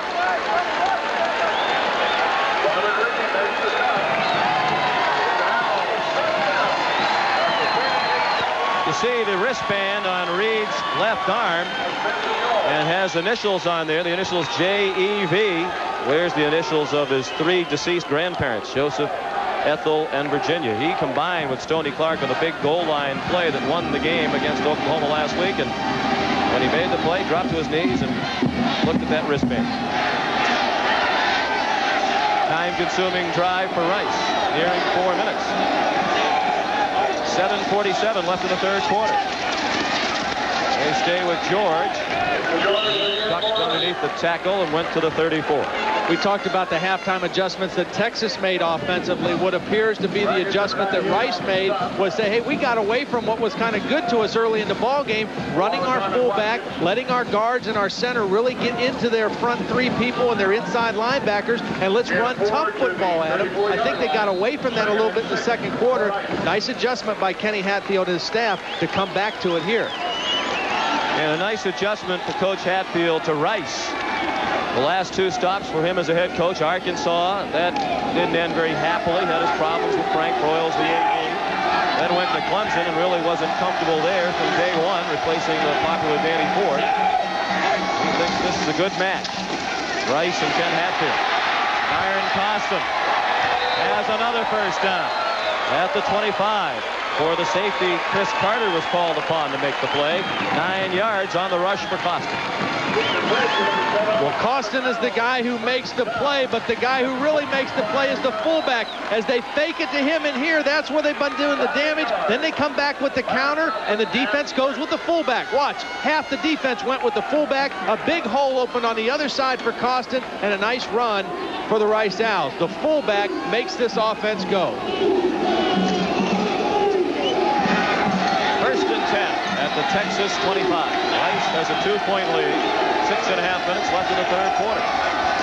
This drive, reminiscent of the game opening drive. That's Pat Callahan. And he's down to the 20. Quality gain of 5 on first down for the Owls. Average 20-yard line.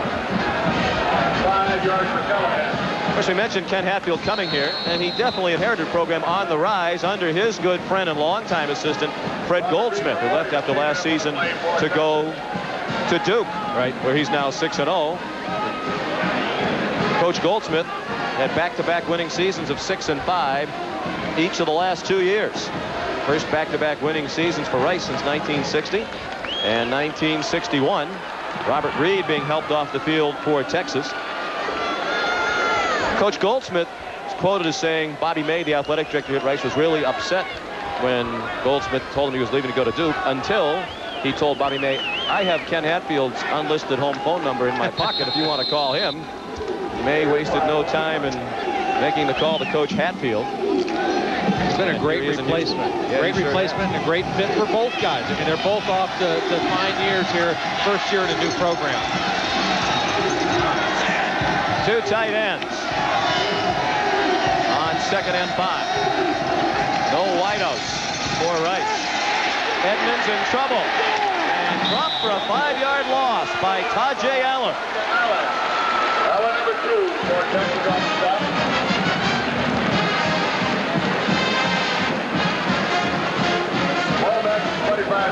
Brackens is the guy that's going to make this play coming from the outside. The defensive end, he's going to make the play as he comes across the formation. Take a look at him, gets great penetration, and stops the timing of the play, stops the flow of the play. It's the penetration that stopped this play. Now, he doesn't get credit for the tackle, but if he doesn't get into the backfield and slow things down, that play is a good play for Rice. 3rd and 10 upcoming.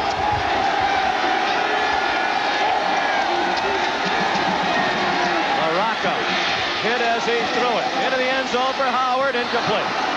He was double covered by Chris Carter and Joey Ellis. 4th and 10 at the 25. And the field goal unit comes on for Rice. Nobody can question the toughness of quarterback Josh LaRocca. Watch him hang in here to the very last minute. Knows he's going to take a shot. Tony Brackens comes in and delivers a great hit, but he hangs in there as long as he can to make the throw and to give his receiver a chance to maybe make a play for the touchdown. Hulsman, 2 for 2 in field goals, has missed 1 extra point. This is a 43-yard attempt. His career-long 47 this year against Iowa State that hit the crossbar and went over. This is plenty long enough, but wide to the right. Time-consuming drive for Rice results in no points, and the Owls maintain a 2-point lead. 4:49 left in the third quarter. We'll return to Rice Stadium in Houston, Texas, right after this.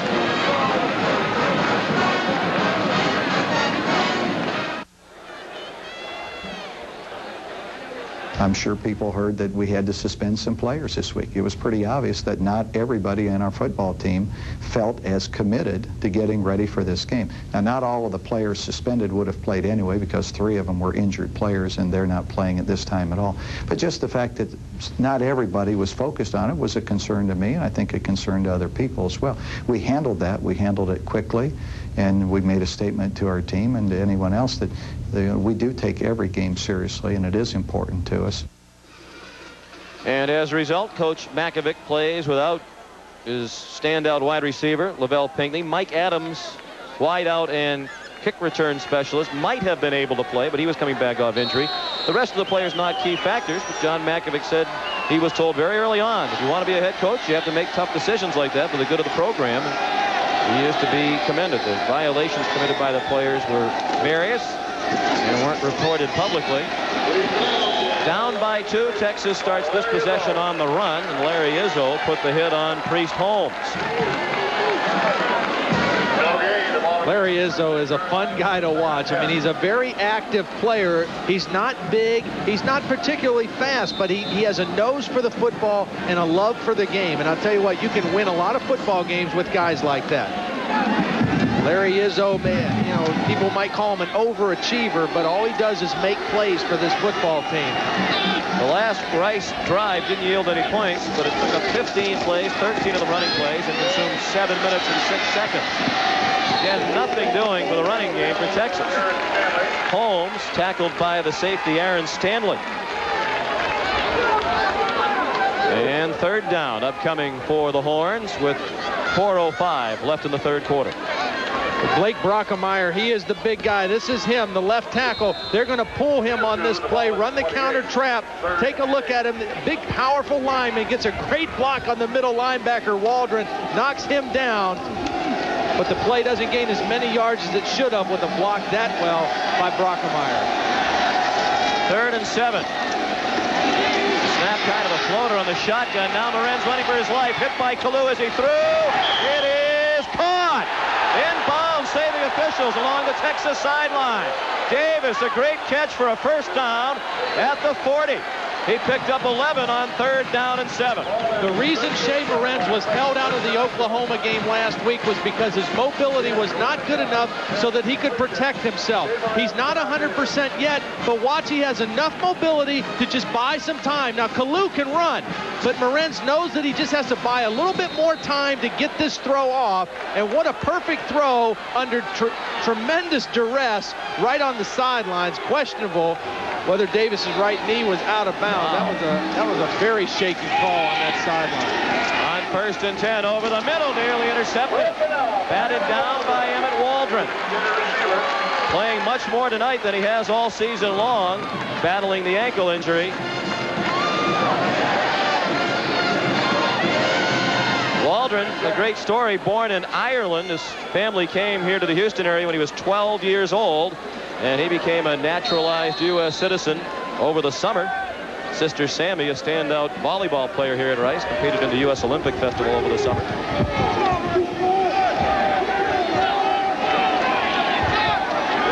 Second and 10. Under 4 minutes left in the 3rd quarter. 12-10, Rice has the lead. Pass short to Chad Lucas. He's short of a 1st down at the Texas 47. Gain of 8, 2 yards short of the 1st down. Tackle made by Larry Izzo. Take a look at something here now. There's Larry Izzo. He's a linebacker. Look at his right wrist. He's got one of those wristbands like a quarterback wears with plays on it, with defensive calls. He's got one on. Mercer has one on. Joe Davis has one on. I've never seen defensive linebackers wearing those kind of wristbands. There's Waldron. He has one on, making all the checks at the line of scrimmage against the formations of the Texas offense. The driving rain is back. 3rd and 2. Moran caught. 1st down. Chad Lucas, 2nd consecutive catch. Izzo again the tackler. And the Longhorns are on the move to the Rice 43. That's a gain of 10. What Chad Lucas may lack as a runner, he makes up for as a receiver. He has extremely good hands. That's why he's the holder on all the kicks. And you can see Morenz is under a lot of duress tonight, but he's very accurate. He's been very accurate under duress, and that's a statistic that should be kept separately for quarterbacks. How many completions does a guy make as he's being hit or with people hanging on him? And so far tonight, Shea Morenz making some good throws under pressure. In a heavy rain out of the I formation. Morenz wants it all, looking for Davis deep, and it is incomplete. Jump ball with Warwick Franklin, and a big size advantage for Davis at 6'5". Franklin is 5'9", and neither could come up with it. Yeah, I take my chances with that just like they did there. I mean, you got as good a chance as any that Davis can win a jump ball in a situation like that. The ball was thrown where it had to be. Watch the very end of the play. The ball's thrown up almost like a Hail Mary throw, and Davis was up there and got both hands on the ball, but the ball, being a little bit wet now, is slippery, was not able to grab the ball at the height of his jump.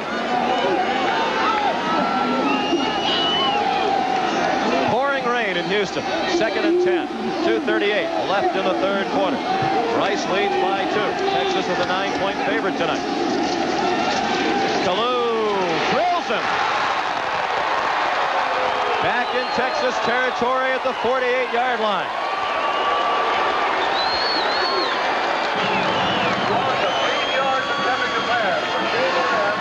Shea Morenz is looking to his left. He's got a combination route to his left. You see his eyes to the left. Doesn't see Kalu coming.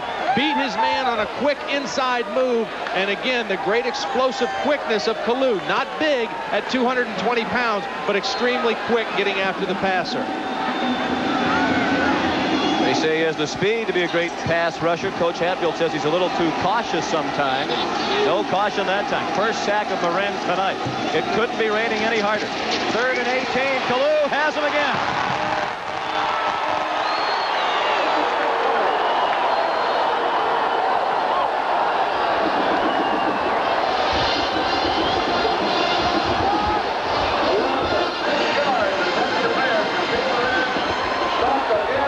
You know, you think, well, where was Kalu earlier in the ball game? There he is at the bottom of your screen on a wet field. A guy who's running straight ahead and running forward has an advantage. An offensive lineman is trying to backpedal a little bit, get his feet underneath him. That time, Dominic Bustamante, number 74, didn't have a chance.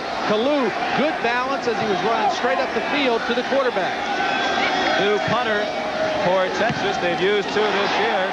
This is the first of the night from Mark Schultes. It's off the side of his foot and out of bounds. Not a good punt. 21 yards. Spotted out at the 36-yard line of Rice.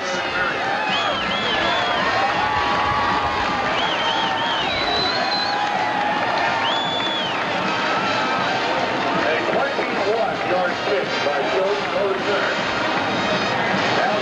A minute 3 left in the third quarter. Rice with a 2-point lead. Well, while you were gone for the commercial, the field has turned into a lake somewhere in this monsoon. Is Dan Debenham. Dan? Sean, it is a monsoon. The heavens have opened up, and let me tell you, I'm trying to stay dry. It's impossible, but take a look at the latest depletion of Texas's defense. That is Robert Reed, their leading tackler, coming back this season. He is out for the game. Number 40 has suffered some kind of serious injury, they say, to his left elbow. They don't know the extent of that injury, but they have a bag of ice on it. They say he will miss the rest of this game. Wow. Already without Westbrook and Kemp lost in this game, and without several other players who were lost for much of the year. Puddles everywhere. 1st and 10 Rice at its own 35.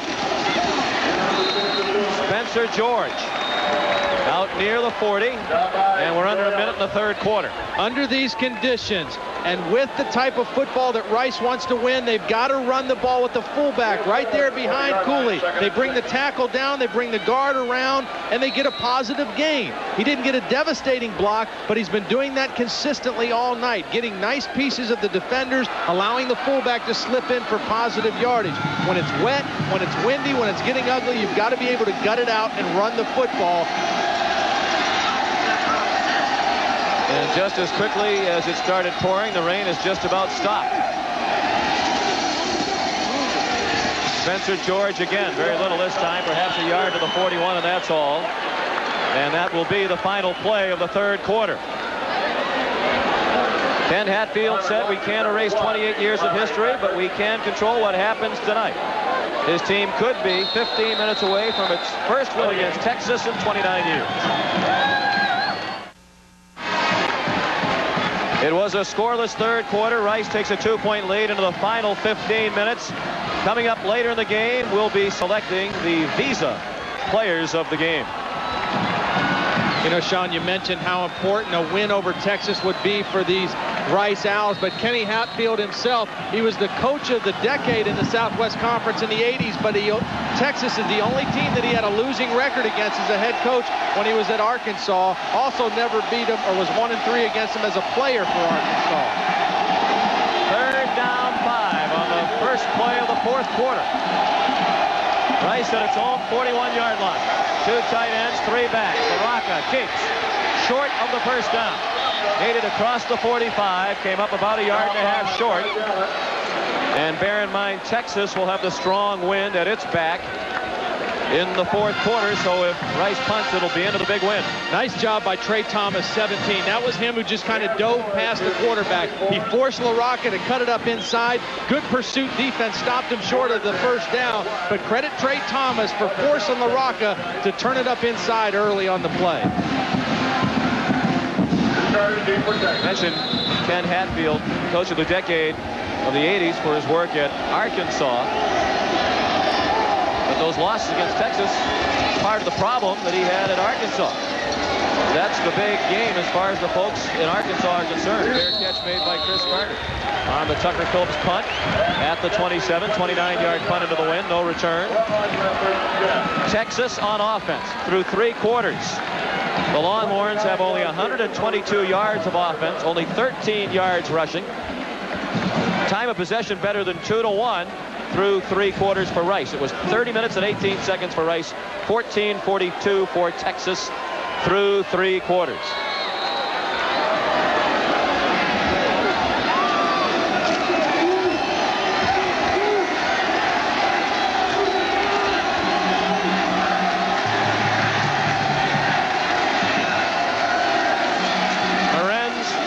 Throw.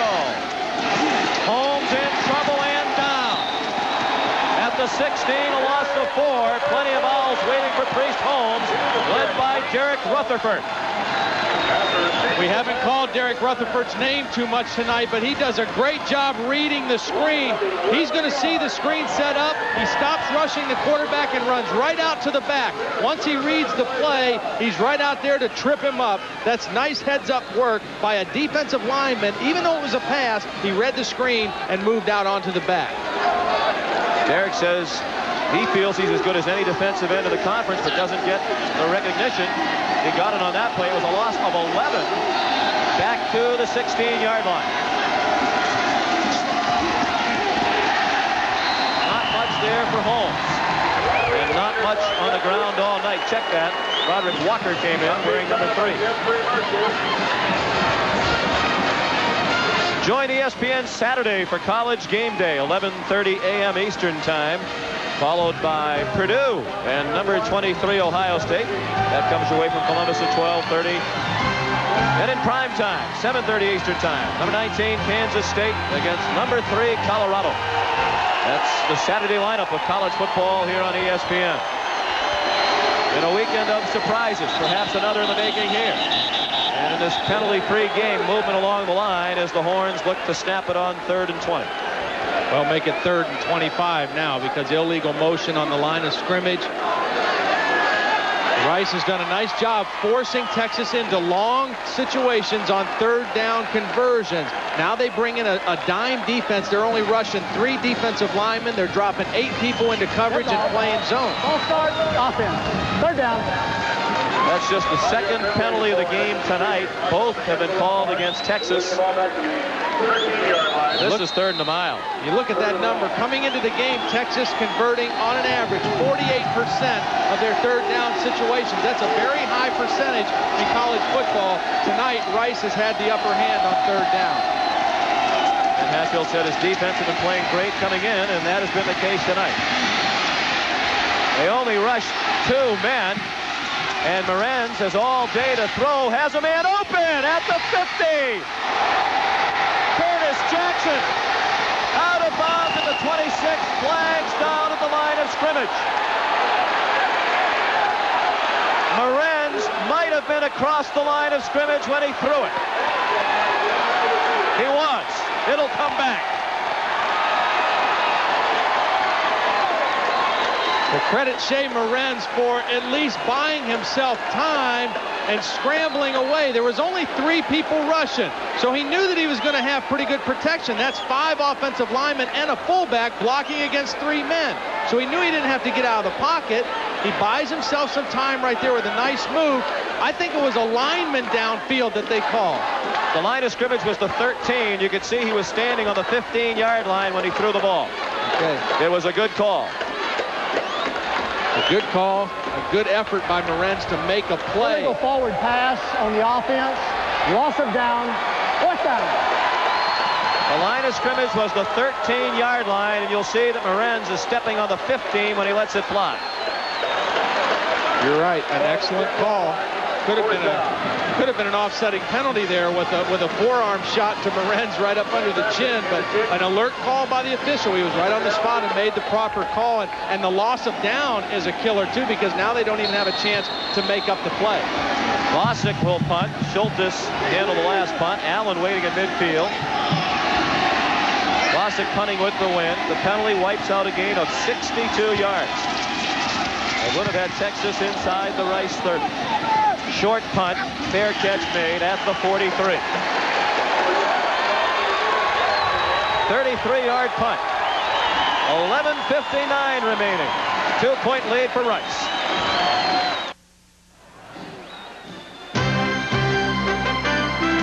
ESPN's presentation of Sunday Night CFA is brought to you by Dodge. The more things change, the more things look like the new Dodge. And by Visa. It's everywhere you want to be.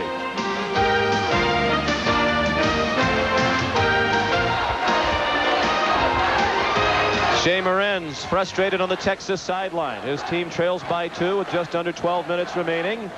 And a big possession here for Rice. Good field position just inside the 43 of Texas. Even though Texas had the wind on that punt, they didn't get an extremely long punt. Great field position for Rice. And look for them to just continue to try to run the ball to their left side behind their big left guard, Chris Cooley. They've had great success here in the second half, running the fullback behind Cooley. And they go to the ground with Spencer George, tackled by Kevin Watler. Get inside by Kevin Watler. Short gain to the 40, gain of 2.5. George up to 80 yards rushing now on 18 carries. Watler has battled back from a number of injuries. We mentioned the extra year of eligibility granted. This is his 6th year in the program. He has torn both ACL ligaments in each knee at one point or another. Torn ACL in his left knee, then in the right knee. Surgery on both. But he's still in there competing at age 23. Another Longhorn helped off the field, Norman Watkins. Appears to be okay. Hurt his left elbow, it seems. Problems against the run.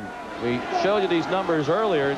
Some individual runners have had big games against Texas. Curtis Martin in the opener against Pitt rushed for 251 of those 270. And Rashawn Salam rushed for 317 for Colorado. It hasn't been a one-man show tonight for Rice. A balanced attack on the ground. LaRocca has blockers.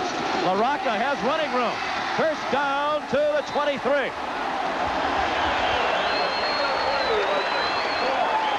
17 on the caper for Josh LaRocca.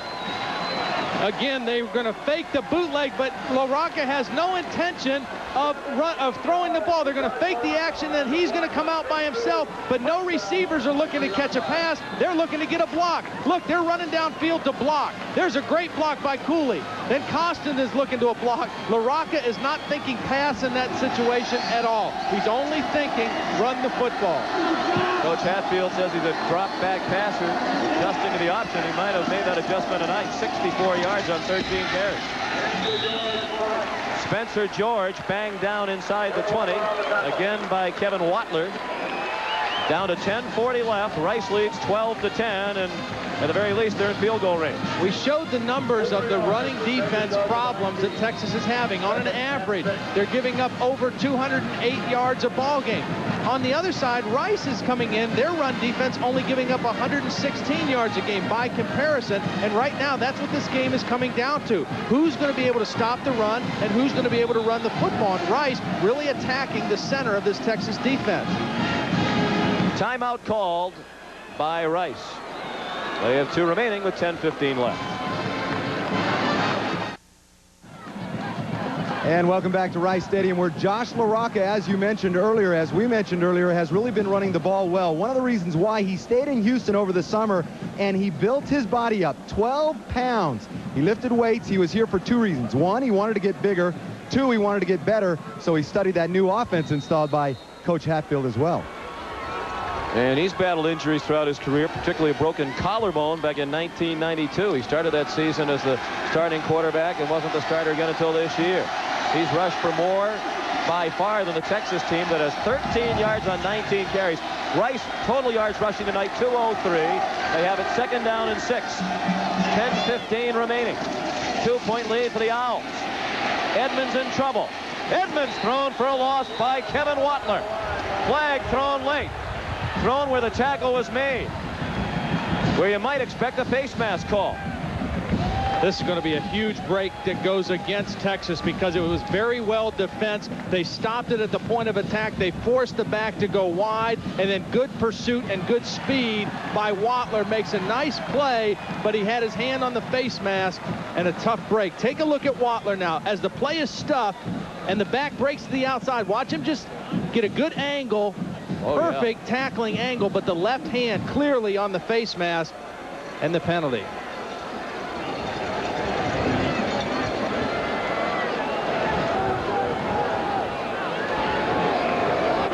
Face mask, 5-yard penalty, 2nd down. Not a lot of airtime tonight for the referee, Randy Crystal. Just the 4th penalty of the game, all against Texas. And I think a good call also making it the 5-yard variety penalty. Didn't make the tackle with the face mask. He had his hand on it. Then when he felt his hand was on it, he pulled it off. Watler asking about the down. Officials confer. I'm really impressed with Josh LaRocca tonight, his decision-making in the option game. Again, I can't stress enough what a great departure this offense has been for him from what he experienced last year as Bertie Manuel's backup. He's running a wishbone offense, and he was not a wishbone quarterback in high school. He's making good, sound decisions tonight. When to pitch the ball, when to keep, when to give the ball to the fullback. He's really running this offense efficiently for Kenny Hatfield tonight. 2nd and 1 at the 14. Under 10 minutes remaining. 1st down to the 10. Spencer George. Tackled by Trey Thomas. 1st down. Right. First and goal of the 10. 4 yards. Again, here's Cooley, the big left guard. Now they run away from him actually, but still he gets a cutoff block on his man, Thomas Baskins. Doesn't let him penetrate and make a play from the backside. And here they run to the right. They get a double team on the right side. And look at the surge. Look at the blue jerseys on the offensive line getting the surge against the Texas defense.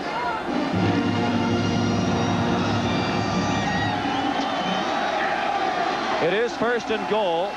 Those with the football on the 10. They cannot get another 1st down without scoring a touchdown. Spencer George inside the 10 to the 7, and time becoming the ally of Ken Hatfield. Down to 9 minutes left. 12-10 Rice.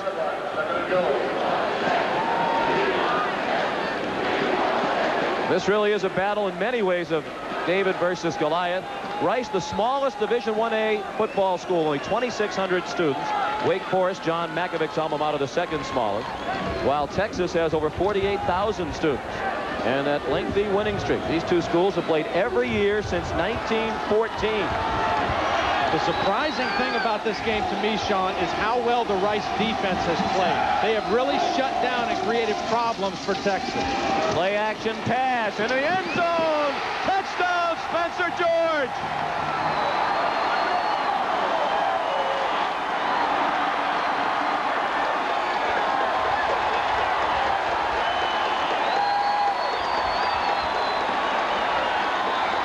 They've run the play-action fake off the bootleg, but LaRocca has never thrown the football out off of it. He's run the ball every time that they've run the bootleg. This time they faked the bootleg, and he throws it to Spencer George for the touchdown.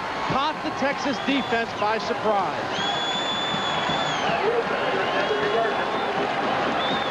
Hulsman with a big extra point. He missed one earlier. It's an 8-point game right now. This extra point would mean that Texas could not tie it with a touchdown or the 2-point conversion. It's good.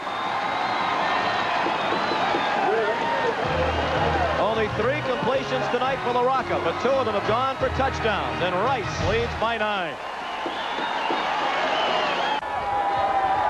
8:21 left. Rice leads by 9 after the second touchdown pass of the game thrown by Josh LaRocca. What you're going to see, here's the tight end. He's going to run and turn out, okay? The fullback is going to just slip out behind him. Now, the defensive backs of Texas they're only going to cover the tight end. 2 guys are going to run to the tight end. You can see it right there. Nobody picks up the fullback, and LaRocca does a nice job with a little touch pass right over the head of the strong safety, Trey Thomas, into the arms of Spencer Gordon. Congratulations from Hatfield to LaRocca. 6 plays on that drive, 5 rushes, and then the touchdown pass. The face mask penalty was a big call against John Makovic's team. Took a 4-yard loss and turned it into a 2nd-and-1 situation for Rice. LaRocca's only 3 of 7 passing for 45 yards, but 2 of the completions have been for touchdowns.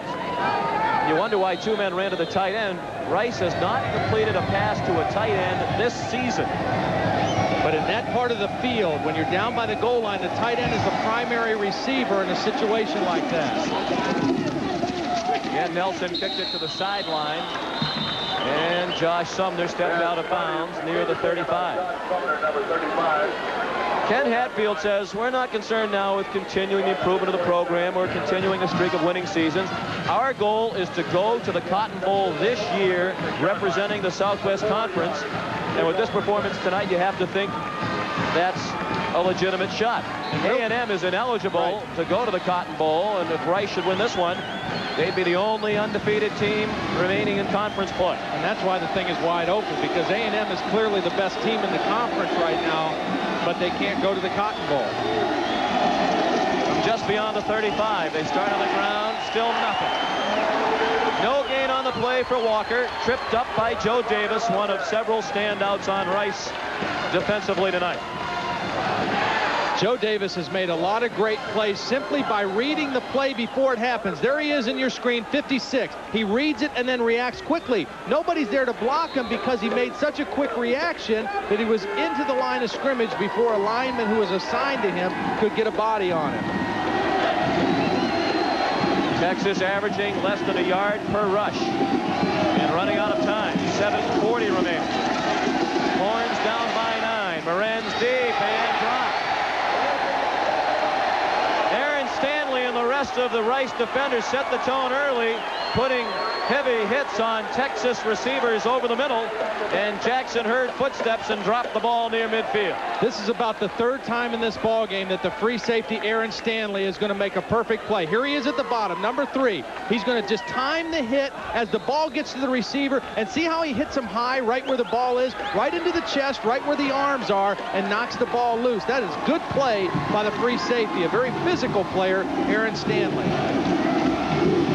This is the 13th 3rd down situation for Texas tonight.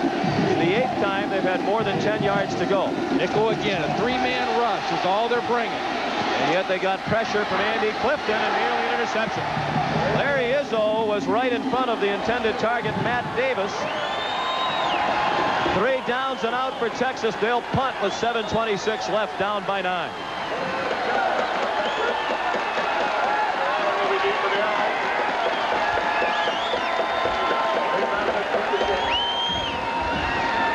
Emerson Allen waiting for the punt from Vasek.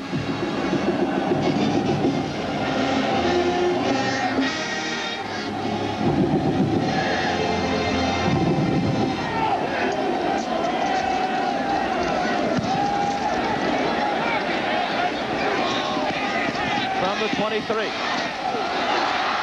Allen lost the football. Texas has it at the 42-yard line. The punter, Dwayne Bosick, recovered the fumble by Emerson Allen. I was just about to say the thing that now Rice cannot afford to do is get careless with the football. This starts out to be a huge return as he makes the first two guys miss, but then you can see he's carrying the ball a little bit loosely, and a nice tackle right on the right arm causes the fumble, and the punter Bassick comes up with a big, big recovery. Second lost fumble tonight by Rice. That's a huge one. It was Pat Fitzgerald who made the hit, but it wasn't the kind of bone-jarring hit that should have caused the fumble, particularly in this situation. Wipes out a nice 19-yard return. Texas right back on offense at the 42 of Rice. 7:13 left. 19-10 out. Moran going deep. And flags thrown on Warren. Good call. He interfered with Curtis Jackson. First penalty of the night against Rice. And they're starting to do the things that you cannot do, the kinds of things that they haven't done all night long. A little complaining on the sideline of Rice, but a good call. And the reason, again, we've seen 4 plays like this tonight. Warwick Franklin, the cornerback, never knew where the football was. And so he ran right through the offensive receiver because he had no idea where the football. He was playing the man and not the ball. Now watch, he's beat right there. Now he never turns to find the football. He's trying to read the receiver's eyes, and you can see he puts his left arm up and then runs through the receiver. Never made a play on the football. Good call by the officials.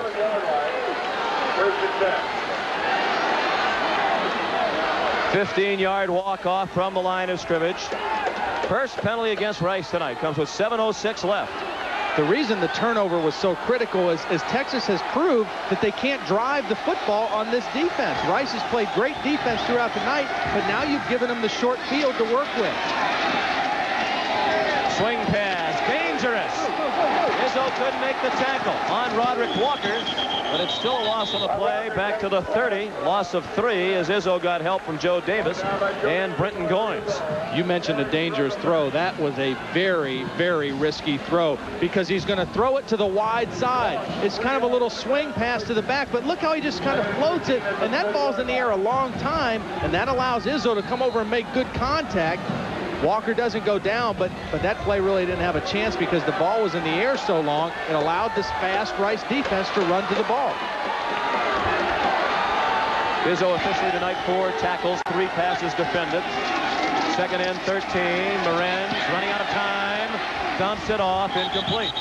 Happy just to get rid of it. He was on the verge of a sack.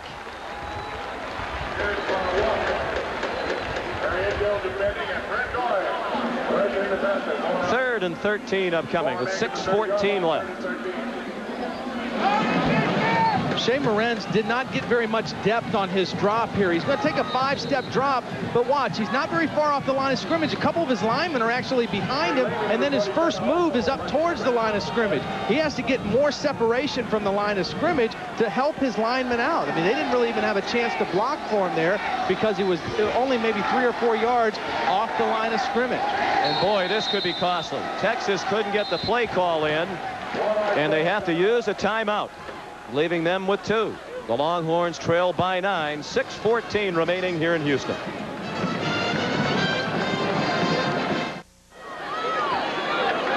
Rice leads by 9.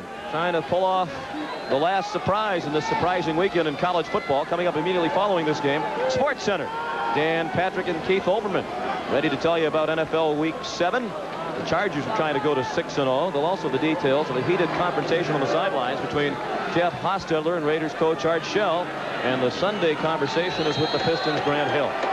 That's Sports Center with Dan and Keith right after Rice, Texas. Almost sounds funny saying Detroit Piston Grant Hill. That is all those great years for Duke. 3rd and 13. Watch the deep square in. That's been their favorite route. And they go to it. Very close to a first down. They drop the ball. Ruled incomplete. Apparently it skipped in to Roderick Walker. It would have been short of a first down, and an interesting decision for Makovic, because he does need 2 scores. And it's still an interesting decision. And the field goal unit has come on. Yeah, have to kick the field goal here. You've got the wind with you. You've got the strong leg of the kicker, and you need 2 scores to win the ball game. So good decision. They took a shot at it, throwing the deep end. That's really been their high success pass here in 1994, but good decision. The percentages are with them to kick the field goal here. 6 minutes left in the ball game. Let your defense get you the ball back. This will be a 47-yarder with the wind. He had plenty of leg on the 44-yarder. With 1 for 1 tonight, he's 11 of 13 for the season. That needs to hook, and it did not. They still need 2 scores. A huge miss for the Longhorns with 6:02 left. Credit Chad Lucas for making a good catch and a hold, because that snap was a little bit behind him. He did a nice job catching it and getting it set down, but maybe it wasn't the perfect spot that Dawson needed to make that longer field goal kick. Take a look here. As you see the snap, it's off, going to be to his backside. He makes a nice catch and brings it down, gets the laces turned. Everything looked good from that angle. Just didn't get the hook as you called for. Didn't get that draw. We can relate to that. You hit him straight when you never wanted to hit him straight, don't you? Yeah, when you're set up to do something else, that's when you hit it straight. From the 30. Costin. Got 2. They're content to run time now. Well, we said early in the game, Gary Darnell, the Texas defensive coordinator, said the key for his defense tonight is we can't let Rice be on the field for 35 or 40 minutes. And that's exactly what Rice has done. Yep. Both teams have, and that's been a key statistic, a key number for them, their ability to possess the football on their opponents.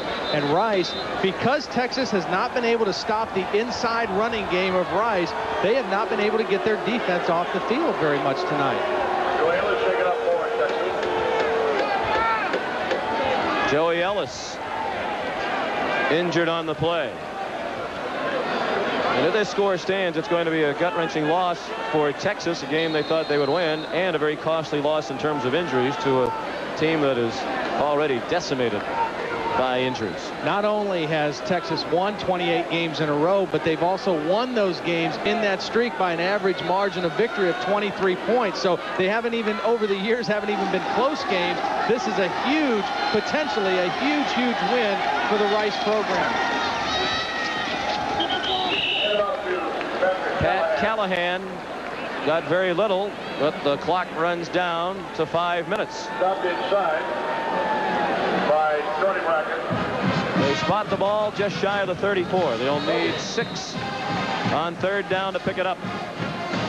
You know, this game is going according to script for Kenny Hatfield, because with this kind of offense and this kind of philosophy, you've got to stay close in the ball game or be ahead so that you can continue to run the football, eat up clock. You don't have to depend on your quarterback to throw the ball 30 or 35 times in a ball game and bring you from way behind. I mean, everything has gone exactly the way he needs to play with this football team.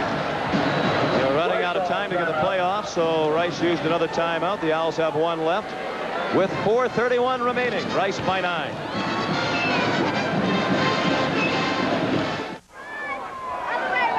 Sean McDonough with Todd Blackledge and Dan Debenham at Rice Stadium in Houston. Last trip to this stadium for Texas as a member of the Southwest Conference. That's big Blake Brockermeyer, their All-American tackle, their Outland Trophy candidate, and has that look in his face like he just can't believe this is happening to his football team and this is senior year. Trying to console some of his teammates, basically telling them right now, if our defense stops, we will get the ball back, and there's still 4 minutes left in the game. Defense needs to stop here. 3rd down and 6. On the ground, they're short of the 1st down. Spencer George plowed up the middle, came up 3 yards short. Now if you're Texas, it was Pat Callahan, check that, not George. Texas does use a timeout, answering the question I was about to ask. And that leaves the Longhorns with only 1. rather than go for a block punt here, too, with the fact that Rice is kicking into still a pretty good wind, I would try to set up a return. And again, they miss Michael Adams. I mean, he is one of the premier return men in the country, but still set up a return, try to get a good yardage on the return, know that the kick into the wind isn't going to get a great distance kick anyway. Rather than go for the block at this point, go for the return. There's a look at the flag. The breeze that Phillips will be punting into. Sports Center coming up next. There's the menu to be covered by Dan and Keith. That Dion and Andre Rison thing, I didn't know if that were they welterweights or what weight class did they fall in? After all, they're jabbering back and forth all week. I guess that was the logical conclusion. 6th punt for Phillips. Not bad into the wind. Longhorns move away from it, and it's down by Dana Hogan at the 32-yard line. 14 seconds remaining in the ball game.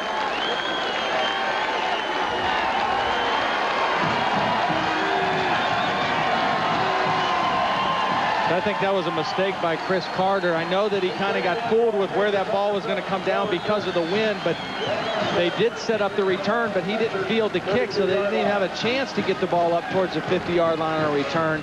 Again, they miss Michael Adams in that part of the game probably as much as anything. His ability to make big plays in the kicking game, they haven't had any of those tonight. One timeout for each team, 4:14 left. The long field goal attempt that was missed moments ago by Dawson, but a big miss. They still need 2 scores. Moran, long ball, and caught for a first down and out of bounds at the 45. Curtis Jackson on the reception, a gain of 13. Excellent throw. Again, a very long throw out of the shotgun. Morenz is going to throw. This is about a 15-yard out, but he's already about 10 yards deep with when he takes the shotgun snap. That ball's in the air a long way and right on the money to the outside shoulder of the receiver, Curtis Jackson. They wind the clock.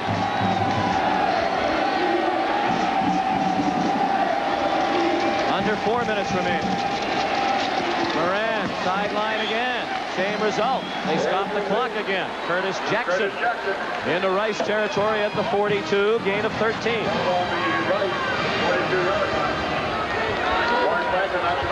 Of all the routes that Shea Morenz throws, the best one he throws is the deep comeback. His outside receiver, he's going to take the ball in the shotgun, one-on-one coverage in the outside. The receiver just runs him off about 18 yards, and this ball is perfectly thrown. Shea Morenz has a very strong arm, but that is probably the best throw that he makes. They went without a huddle even though the clock stopped. And there's a drop ball. Chad Lucas. Boy, Morenz had a lot of balls dropped by his receivers tonight. And as a result, Shea's just 13 out of 31 for 121 yards. That's why sometimes I think it's good practice, you know, when you're practicing at home, even if it's a beautiful day, to practice a wet ball drill, to wet some footballs and throw and catch, and make sure you're used to catching a ball that's wet. If you're always practicing either in a dome or in perfect conditions, you're not used to how the ball changes in weather situations. 4 out of 5 games for Rice this year have been played in the rain. Only the game at Kansas State was on a dry field. That's caught over the middle, short of a first down. Matt Davis to catch. Joe Davis put the hit on him. But they're still about 5 yards short of the first down, and the clock's running down to 3.5 minutes. 19-10 Rice. Owls inching closer to their first win in 29 tries. First win since 1965 against Texas, and they play every year. 3rd and 5. Morenz looking for more than a 5. Throws, drop. Oh, Jackson might have had a touchdown, but Curtis couldn't hang on inside the 20-yard line. That's a perfect throw by Morenz, and that was not his primary target either.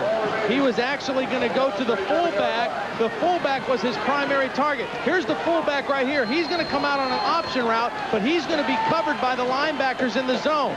Morenz wanted to go right there for the short completion, had to reload, and then makes the great throw across the middle, and that ball has to be caught for the Longhorns. And you could say that about a lot of the passes tonight. The Rice defense has played exceptionally well, and they've also had some help from the Texas receivers.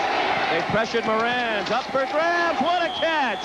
And they spot him with a first down at the 31. What a catch and what a spot. Well, try somebody different. Quentin Wallace, his first career reception. He's a redshirt freshman out of Rosenberg, Texas. And where has he been? Well, a couple drop balls. You better put somebody else in there. Maybe he'll make a catch. Watch how did Wallace go up in the air and make the catch. That's the best thing he did. Went up at the highest point and made the catch for the first down. Clock under 3 minutes. The sideline. Davis made sure of the catch, but did not get out of bounds, and he's short of the first down. Bobby Dixon had the coverage. They'll go right to the line. Second down and 1 at the Rice 22. Rice leads by 9, 2:40 remaining. That's 2 plays in this drive where they've made a completion on the sideline and have not gotten out of bounds. Waste a lot of valuable time when that happens. Only 1 timeout left for the Longhorns. 3 receivers right. Moran's over the middle, through the hands of the tight end. Pat Fitzgerald, the intended target. Checked that was Chad Lucas out of the backfield. And he took a big hit. And yet another injured player for Texas.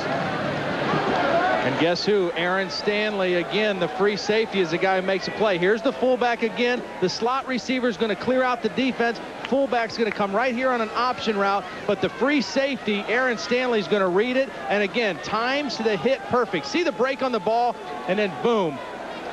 Comes in and delivers a solid hit. I'll tell you what, this guy is not very big for a free safety, 195 pounds, 6'1", but he is a very tough customer. He's made a lot of big hits tonight.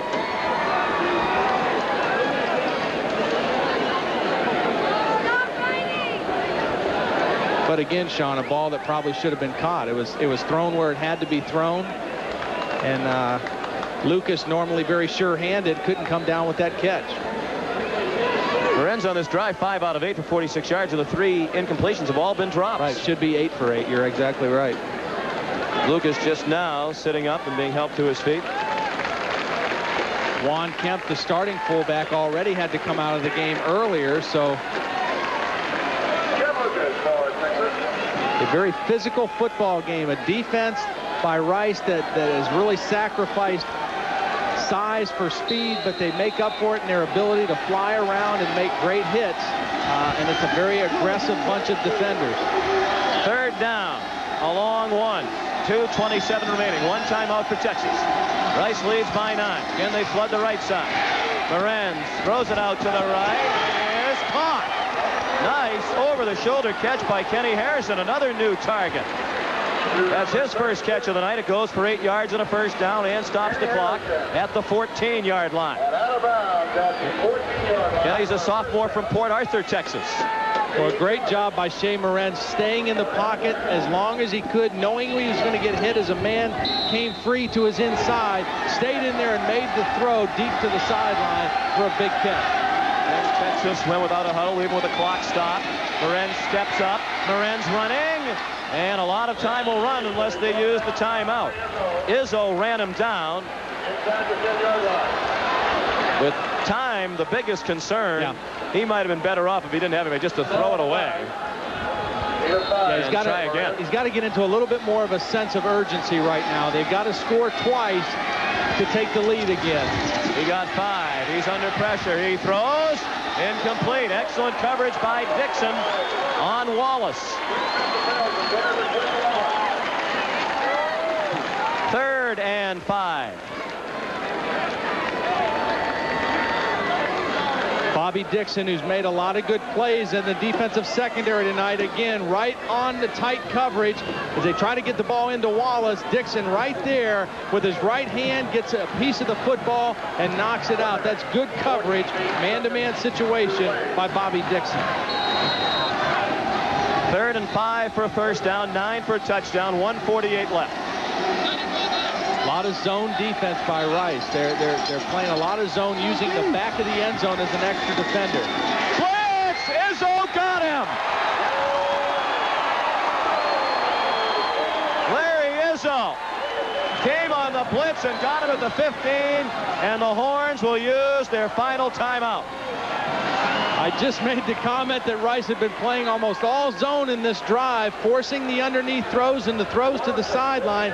That time they came with the blitz from the outside. The two outside linebackers came, Izzo and Davis. Izzo came unblocked. Here he is right here. He steps up late. He's going to come from the outside. They're going to bring pressure this way. They'll block it on the right. They won't block it on the left. They release the halfback, and Izzo comes free and hits the quarterback, Morenz.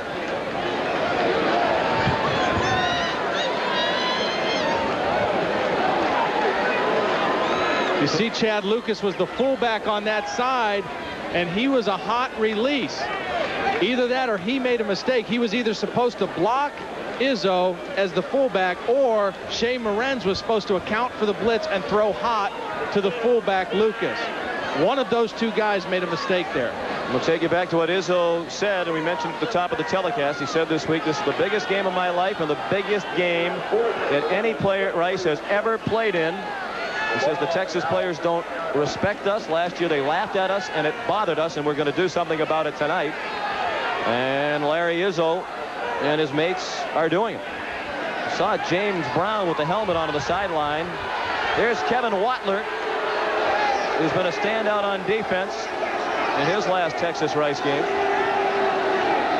12 tackles tonight for Watler. Brown with the helmet off now. He's not going in. Morenz will continue. And they're going to go for the first down or touchdown, needing 2 scores. The Longhorns will be charged with their final timeout of the ball game. The reason Texas took that last timeout was so that they could keep Shea Morenz in the ball game.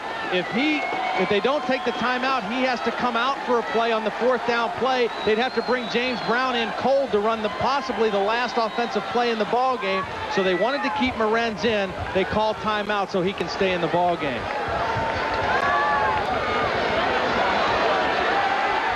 If Texas doesn't get at least 11, the game is over. 4th and 11 for the first down. 15 for a touchdown. Blitz again. 2 plays in a row. They didn't get to him to the end zone. Great catch on a night of drop balls by Texas. Matt Davis, a tremendous catch. 15 yards and a touchdown. And don't turn off the TV just yet. They brought the same blitz, but this time the fullback stayed in. He did not release on the pass route, and he made the block on the corner. It's all picked up. Morenz knows he has man-to-man coverage and throws a perfect strike on the post pattern. And Davis, very sure-handed at the end of that play. His second touchdown reception of the season. They're going for 1, which means they can win it with a field goal. Dawson adds the extra point. It's 19-17 with a minute 27 left. And undoubtedly the onside kick upcoming from Texas. Okay, here's Izzo again. He's going to come on the blitz, but this time the back is going to come and block him. He's not going to release in a pattern. They're going to pick him up. Actually, the tight end pulls off and blocks him, but they account for all the blitzers. That leaves man-to-man defense by Rice and a touchdown for the Longhorns. It's a 2-point game. We'll be back for the final minute and 27 after this. Football fans, get ready for Sports Illustrated's exclusive NFL Team Kickoff Kit. Free with your paid subscription to SI. Just tell us your favorite team. Cowboys! Packers! 49ers. And we'll give you more than ever before. This is incredible. I love it. Your Team Kickoff Kit starts with your official 1994 team video. A free Cowboys video? Free Browns video? If I got a free Giants video, I'll be the luckiest man in the world. Oh, man, where can I get it? It's an inside look at your favorite team. Brought to you as only Sports Illustrated can. And ain't no surprise. Your Team Kickoff Kit also brings you this authentic NFL team cap free. It's an unbelievable football package that no real fan can be without. Call now. Use your credit card. And you'll get 54 issues of SI for only $1.47 an issue. Save over 50% off the cover price. And your incredible Team Kickoff Kit is free. Nobody gets you into football like Sports Illustrated. Get into it. Tonight's Visa players of the game are from the University of Texas, Kevin Watler, the senior from Houston, Texas. 12 tackles and a forced fumble tonight for the Horns. And for Rice, the quarterback, Josh LaRocca, has done a great job leading the option attack. He's only passed for 45 yards, but 2 of his 3 completions have gone for touchdowns. He's rushed for 64, leading the balanced Rice offense. As part of the continuing effort to further the development of amateur athletics, Visa is proud to donate $1,000 to each of these universities and $1,000 to the U.S. Olympic team on behalf of these athletes. LaRocca made a lot of great decisions in the ball game too. Now he's going to have to protect the football again, as Texas is most assuredly going to go for the onside kick here with no timeout. They've got to get the ball back right here. They can't stop the clock defensively if they don't get the turnover. Onside kick upcoming. Dawson. Texas floods the right side. Big bounce. Free ball. Fielded by Rice. Ed Howard, a wide receiver, on the hands, came up on the line. Fielded it at the 46. Texas got the bounce it was looking for, but couldn't take in the free football. We used to call this the All-State team. Ed Howard's on the end line. The good hands team. You can see the high bounce is going to go over the front line. It touches 2 players. 1 Rice player, 1 Texas player had a chance, and Ed Howard sure hands it at the back. Eric Jackson had his hands on it for Texas, but couldn't corral it. That's all you can ask for on an onside kick situation, is to get 1 short bounce, then the high bounce, and just get a chance to get a hand on the football. And they got their chance, but a good play by Ed Howard. Now all Rice has to do is go to an knee. Texas, no timeouts left.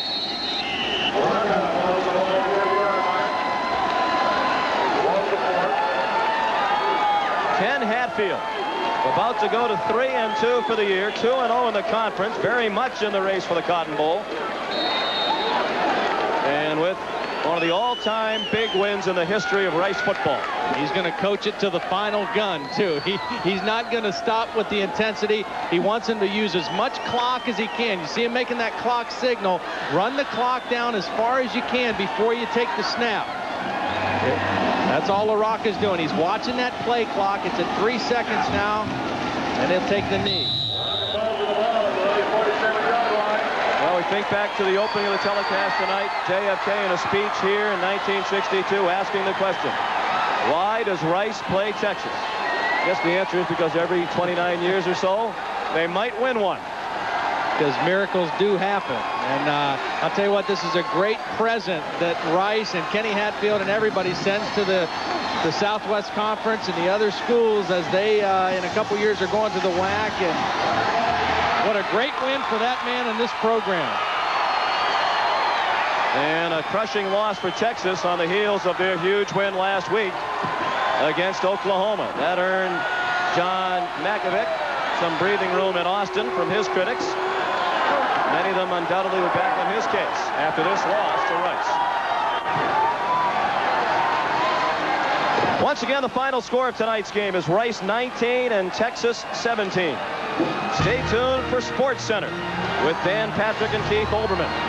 They tear down the goalposts in celebration of the first win for Rice in 29 years against the Texas Longhorns.